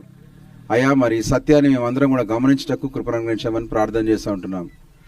మీ నీతిని ఇచ్చి మీరు మమ్మల్ని నీతిమంతులుగా తీర్చినారు యేసయ్య, మీకు వందనాలు. మరి మా రక్షణ కేవలం మిమ్మల్ని బట్టే ఉంటున్నది తండ్రి. మరి మీరు తిరిగి రానే ఉన్నారు. మాకన్నా ముందుగా మీలో నిద్రించిన వారిని మరి నాయన తీసుకొని వస్తారు. మరి వారు మరి మీ రాకడలో మరి మహిమ శరీరం ధరిస్తారని మీ వాక్యం సెలవిస్తున్నది తండ్రి. మీకు వందనాలు చెల్లిస్తుంటున్నాం. మా అందరినీ కూడా నాయన మరి ఈ రీతిగా మరి ఈ ప్రాంతానికి చేర్చి మరి మీ సత్య సువార్తను వినిపించిన విధానం బట్టి మీకే వేల వందనాలు చెల్లిస్తూ మరి ఇక ముందు ఉన్న కార్యక్రమంలో కూడా మరి మీరే మహిమ పొందగలరని మరొకసారి తండ్రి, మరి వచ్చిన వారందరూ కూడా తిరిగి వారి గృహాలకు క్షేమంగా వెళ్ళేటకు మరి మీరే వారికి తోడుగా నీడగా ఉండి మరి మహిమ పొందగలరని ఈ చిన్ని ప్రార్థన మా ప్రభు రక్షకుడైన యేసుక్రీస్తు పేరిట అడిగి వేడుకుంటున్నాం తండ్రి, amen. Okay, thank you sir. మరి చక్కగా ప్రార్థించిన దైవ సేవకులకు ప్రత్యేకంగా వందనం తెలియజేస్తున్నాను. ఈ సమయంలో సంఘస్థులు మరి సంతోషం నిమిత్తమై ఈ దినము క్రిస్మస్ వేడుకగా మరి సంఘముగా ఏర్పరిచి మరి క్రిస్మస్ కేక్ను కట్ చేస్తాము. అదేవిధంగా దయచేసి క్రిస్మస్ కేక్ రావాల్సిందిగా ప్రభు పేరిట మనం చేస్తున్నాను. టేబుల్ తీసుకురండి.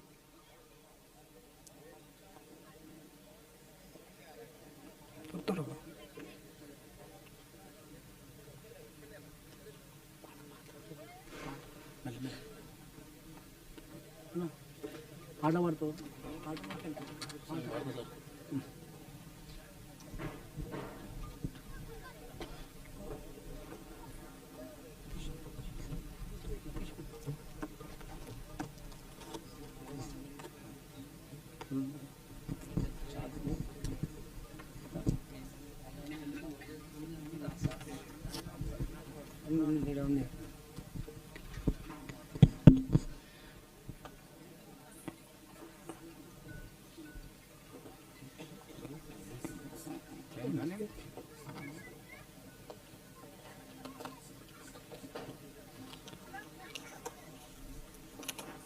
మెల్లమెల్ల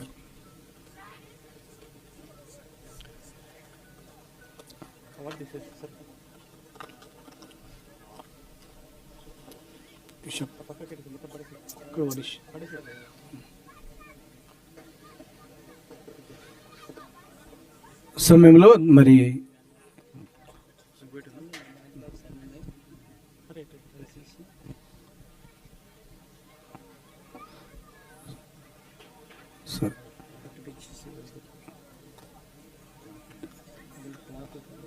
దైవ సేవకులు ముందుకు వచ్చినట్లయితే క్రిస్మస్ కేక్ కట్ చేయండి. సార్ రండి, రండి మీరు కూడా రండి.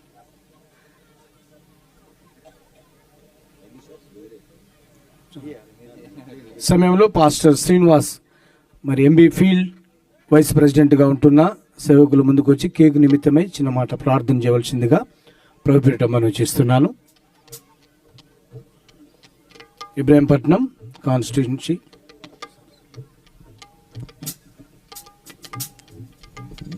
ప్రార్థన చేసుకుందాం. పరిశుద్ధుడా, కృపా సత్య సంపూర్ణుడా, మహోన్నతుడా, ఈ రాత్రికాల సమయంలో నీ పాద సన్నిధికి వస్తుంటున్నాం.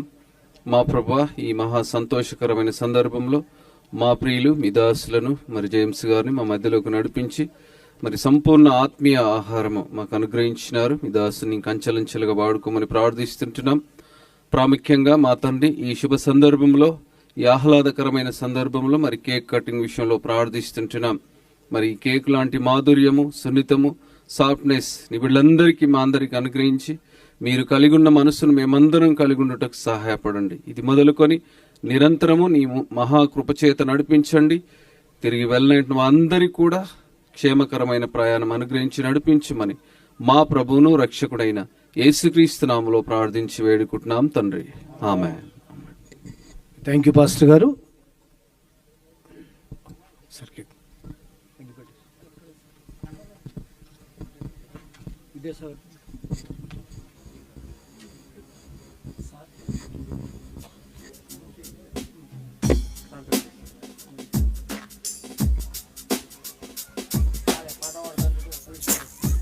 Praise the Lord.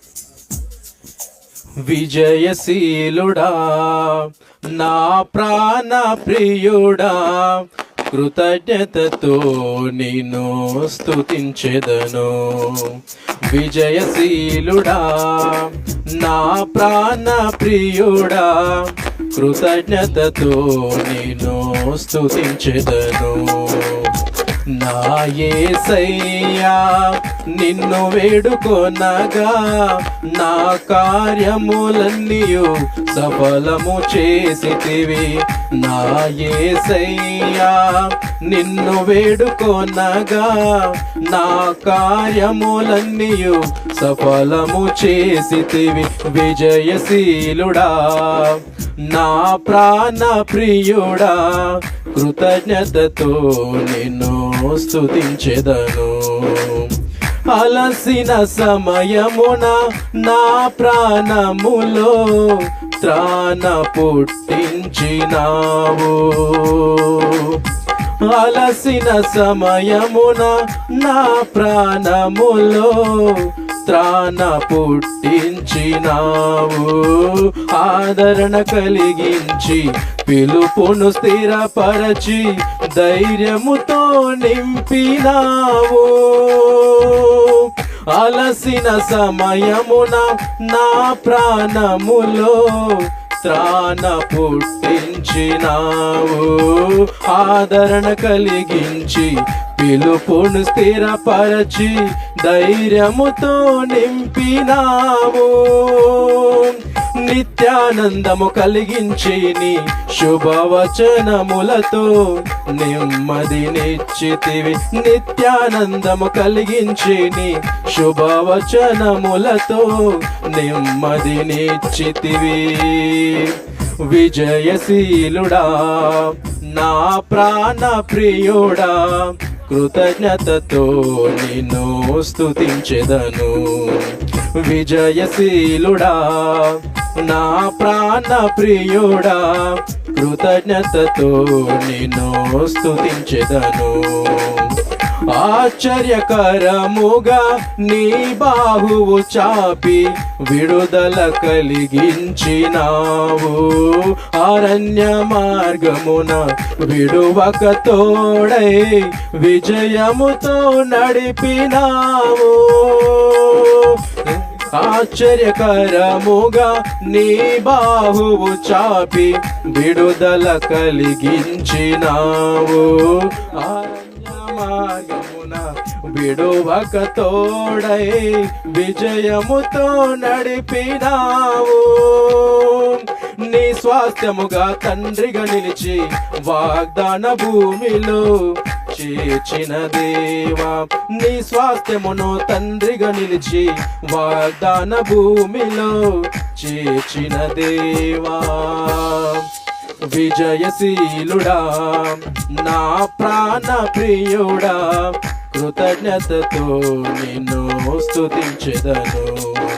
విజయశీలుడా నా ప్రాణ ప్రియుడా, కృతజ్ఞతతో నిన్ను స్తుతించెదను. నా యేసయ్యా నిన్ను వేడుకొనగా నా కార్యములన్నీయు సఫలము చేసితివి. నా యేసయ్యా నిన్ను వేడుకొనగా నా కార్యములన్నీయు సఫలము చేసితివి. విజయశీలుడా నా ప్రాణ ప్రియుడా, కృతజ్ఞతతో నిన్ను స్తుతించెదను. Thank you brother. దేవునికి మహిమ కలుగునుగాక. దయచేసి చివరిలో ఉన్నామండి, దయచేసి గమనించండి. చిన్న ప్రకటన. మరిగూడ మండలంలో సార్వత్రిక సంఘాలు అన్ని కలిసి వచ్చే నెల అనగా డిసెంబర్ 11వ తారీఖున గ్రాండ్ క్రిస్మస్ వేడుక సేమ్ ఇదే విధంగా ఆశాపురి కాలనీ మరిగూడ చౌరస్తలో మరి ఎబినేజర్ ప్రార్థనా మందిరము ప్రక్కన గ్రౌండ్లో జరుగుతుంది. దానికి దైవజనులు రాజమండ్రి నుండి కూడా బ్రనహం గారు, బ్రదర్ డి బ్రనహం గారు వస్తున్నారు. మరి కనుక దయచేసి మీరందరూ కూడా ప్రార్థన చేయండి. మీరందరూ కూడా పాల్గొనవలసిందిగా ప్రభు పేరిట మరి మనవి చేస్తున్నాను. అందరికీ దయచేసి ప్రేమ విందుంది, ఎవరు కూడా వెళ్ళిపోదండి. అందరికి భోజనాలు ఉన్నాయి కనుక దయచేసి అందరూ క్రమంగా మీరందరూ కూడా మరి అందరికీ విస్తారముగా దేవుడు ఏది కొదవలేదు కనుక అందరూ సమృద్ధిగా తినొచ్చు. మరి బలమైన జీవాహారం దొరికింది, బలమైన మరి శరీర సంబంధమైన ఆహారం కూడా సిద్ధంగా ఉంది కనుక మరి కొంత ఆలస్యమైనప్పటికీ దేవుని కృపను బట్టి మీరందరూ ఎవరు వెళ్లకుండా అందరూ భోజనాలు చేసి వెళ్ళవలసిందిగా ప్రభు పేరిట మనవి చేస్తున్నాను. మరి సమయంలో మరి చివరిగా ఓట్ ఆఫ్ థ్యాంక్స్ ఉంటుంది. ఓట్ ఆఫ్ థ్యాంక్స్ అనంతరము చివరి ప్రార్థన, మరి పరలోక ప్రార్థన ఆశీర్వాదంతో సెలవు తీసుకుందాం. బ్రదర్ డేవిడ్ ముందుకొచ్చి ఓట్ ఆఫ్ థ్యాంక్స్ తెలియజేస్తాడు. ప్రభు పేరిట మరి ప్రతి ఒక్కరికి మరి దేవుని నామన వందనాలు. మరి ఈ దినము మరి ఈ రీతిగా మరి మనందరము కలుసుకొని మరి ఈ గ్రాండ్ క్రిస్మస్ సెలబ్రేషన్కి మరి వచ్చేసినటువంటి మరి వివిధ గ్రామాల నుంచి వచ్చిన ప్రతి ఒక్కరికి మరి దేవుని నామన వందనాలు. మరి ముఖ్యంగా మరి మన మధ్యలో ఉన్నటువంటి దైవజనులు మరి పి జేమ్స్ గారు మరి ఈ దినము మన మధ్యలోకి రావడము మరి ఎంతో ఆనందకరము. మరి ఆయనను మన మధ్యలోకి దేవుడు నడిపించి ఒక గొప్ప సంగతిని మరి విషయాన్ని మరి మనకు తెలియపరిచినాడు. మనందరం మరి ఆ విషయాన్ని విని ఉన్నాము. మరి అలాగే మరి మా మినిస్ట్రీ దైవజనులు మరి అలాగే సత్యం కృషోస్తమయ్య గారు, మా సంఘ కాపరి మరి అబ్రహమయ్య గారు, మా తోటి మరి సంఘ విశ్వాసులందరికీ కూడా మరి ముఖ్యంగా మరి వేరే గ్రామాల నుంచి కొన్ని మరి 100 కిలోమీటర్ల నుంచి కూడా మరి వచ్చినటువంటి మరి సహోదరులు చాలా మంది ఉన్నారు. వారికి ప్రత్యేకంగా మరి నా హృదయపూర్వక వందనాలు మరి తెలియపరుస్తున్నాను. ఇప్పటి వరకు మరి సమయం అయినప్పటికీ కూడా మరి ఓపికతో మరి ఉన్నందుకు ప్రతి ఒక్కరికి దేవుని నామన వందనాలు తెలియపరుస్తూ మరి ఈ సమయంలో అందరికీ మరి ప్రేమ ఉంది కాబట్టి మరి కొద్ది నిమిషాలు మరి ఓపికతో మరి అక్కడ రెడీ అవుతుంది. మరి అందరూ ఆ ప్రేమ విందులో పాల్గొనాలని కోరుకుంటూ మరి ముగిస్తున్నాను. Thank you brother. చప్పట్లు కొడదాం. దేవునికి మహిమ కలుగును గాక. దయచేసి ఆయా గ్రామాల నుంచి వచ్చేసిన సేవకులు ఉన్నారు. మరి పాస్టర్ ప్రకాష్ గారు కావచ్చును, పాస్టర్ వివి జోసఫ్ గారు, ఎం పేతురు గారు, ఎజ్రా పాస్టర్ గారు, డి సుధాకర్ గారు, అననీయ పాల్, అబ్రహాం గారు, ఇంకా సేవకులు ఉన్నారు. మరి అందరూ మన్నించాలండి, ఎందుకంటే సమయము పాస్టర్ స్వామి ఇక్కడ వేదికమై మరి స్థలం లేదు కనుక దయచేసి మన్నించగలరని మనం చేస్తున్నాను. ఎవరైతే పాటలు పాడాలని ఆశ కలిగి ఉన్నారో అందరూ చెప్పారు నాకు, కానీ దయచేసి నన్ను మన్నించండి, ఎందుకంటే సమయం లేదు కనుక మరి త్వరగా మనము ముందుకెళ్ళాం. సమయంలో చివరి ప్రార్థన చేసుకుందాం. దయచేసి మరి చివరి ప్రార్థన మరి మరిగూడ మండలి పాస్టర్ ప్రెసిడెంట్ గారు జి ప్రకాష్ ముందుకొచ్చి ప్రార్థన చేస్తారు. చివరి ఆశీర్వాదము మరి ఎవరంటే టి ఐజాక్ సిరిల్ గారు ఆశీర్వాదం ఇవ్వాలని మనం చేస్తున్నాను. దేవునికి మహిమ. సమయం ఇచ్చిన పాస్టర్ గారికి ప్రభుపేట వందనాలు. ప్రార్థన చేసుకుందాం. మా స్తుతికి కారణభూతులమైన మమ్మల్ని మిక్కిలిగా ప్రేమించిన మా ప్రియ పరలోకపు తండ్రి, నీ యొక్క నామానికి వేలాది వందనములు, స్తుతి స్తోత్రములు చెల్లిస్తుంటున్నాం. సర్వోన్నతుడవు, సర్వశక్తిమంతుడవు, సర్వాధికారివి, పరిశుద్ధుడవు, నీతిమంతుడవయ్యా, నీకు వేలాది వందనములు, స్తుతి స్తోత్రాలు చెల్లిస్తుంటున్నాం మా తండ్రి నాయన. మరి ఈ యొక్క సెలబ్రేషన్ బట్టి కూడా నీకు వందనాలు ప్రభావ. మరి యొక్క కులాస్పల్లి ప్రాంతాన్ని బట్టి మీరు జ్ఞాపకం చేసుకోమని ప్రార్థన తండ్రి నీకు వందనాలు. సియోను ప్రార్థనా మందిరం ఆధ్వర్యంలో నా తండ్రి గ్రాండ్ క్రిస్మస్ వేడుక జరిపిస్తున్న విధానాన్ని బట్టి కూడా నీకు వందనాలు. సంఘ సేవకుని జ్ఞాపకం చేసుకొని సంఘాన్ని జ్ఞాపకం చేసుకొని కూడా ప్రార్థిస్తున్నాం తండ్రి నీకు వందనములు. నాయన నేడు రక్షకుడు మీ కొరకు పుట్టినని లేఖనము తెలియపరిచిన విధముగా మా తండ్రి సమస్త మానవాళి కొరకు నశించినటువంటి ఆత్మల కొరకు రక్షించడానికి వచ్చినటువంటి దేవా నీకు వేలాది వందనములు, స్తోత్రాలు చెల్లిస్తున్నాం. నాయన దూర ప్రాంతం నుండి రాజమండ్రి ప్రాంతం నుండి మా ప్రాంతానికి నడిపించిన దైవ సేవకుని జంసయ్య గారిని బట్టి కూడా నీకు వందనములు, స్తోత్రాలు చెల్లిస్తున్నాం. వారి కుటుంబాన్ని వారి పరిచయను మీరు దీవించి ఆశీర్వదించమని కూడా ప్రార్థిస్తున్నాం. దేవానికి వందనాలు, స్తోత్రాలు. చక్కని వర్తమానాన్ని అందించిన విధానాన్ని బట్టి కూడా నీకు వందనాలు, స్తోత్రాలు. నాయన విత్తబడిన వాక్యమును ప్రభా నాయన నీరు కట్టి ఫలించులాగున మా హృదయంలో భద్రపరచుకొని ప్రభా నాయన ఆత్మీయ జీవితంలో ఎదుగుల కృప చూపించిన విధానాన్ని బట్టి కూడా నీకు వందనములు, స్తోత్రాలు. వచ్చిన ఆయా ప్రాంతంలో నుండి వచ్చినటువంటి ప్రతి వ్యక్తిని బట్టి కూడా నీకు, ప్రతి గ్రామం నుండి వచ్చినటువంటి ప్రతి సేవ విశ్వాసం బట్టి కూడా నీకు వందనములు, స్తోత్రాలు చేస్తున్నాం. ఆయా ఈ కార్యక్రమాన్ని నీకు మహిమార్థంగా జరిగించినందుకు నీకు వేలాది వందనములు, స్తోత్రాలు చేస్తున్నాం. పాల్గొన్న ప్రతి సేవకుని బట్టి నీకు వందనాలు. ప్రతి సంఘం నుండి వచ్చిన ప్రతి విశ్వాసాన్ని బట్టి కూడా నీకు వేలాది వందనములు, స్తోత్రాలు చేస్తున్నాం. నీకు మహిమకరంగా జరిగించిన విధానాన్ని బట్టి కూడా నీకు వేలాది వందనాలు, స్తోత్రములు చెల్లిస్తూ నేను సకల ఆశీర్వాదములు దీవులు కుమ్మరించుమని నీకు వందనములు, స్తోత్రములు చెల్లిస్తూ మమ్మల్ని తగ్గించుకుంటూ నీ నామం నెచ్చిస్తూ మా ప్రభు రక్షకుడైన యేసు పరిశుద్ధ నామమున ప్రార్థిస్తున్నాం తండ్రి. ఆమేన్. థ్యాంక్ యూ పాస్టర్ గారు. అందరం లేచినట్లయితే దయచేసి మరి పరలోక ప్రార్థన మరి దైవజనుల యొక్క ఆశీర్వాదంతో మనము ముగించబడుతుంది.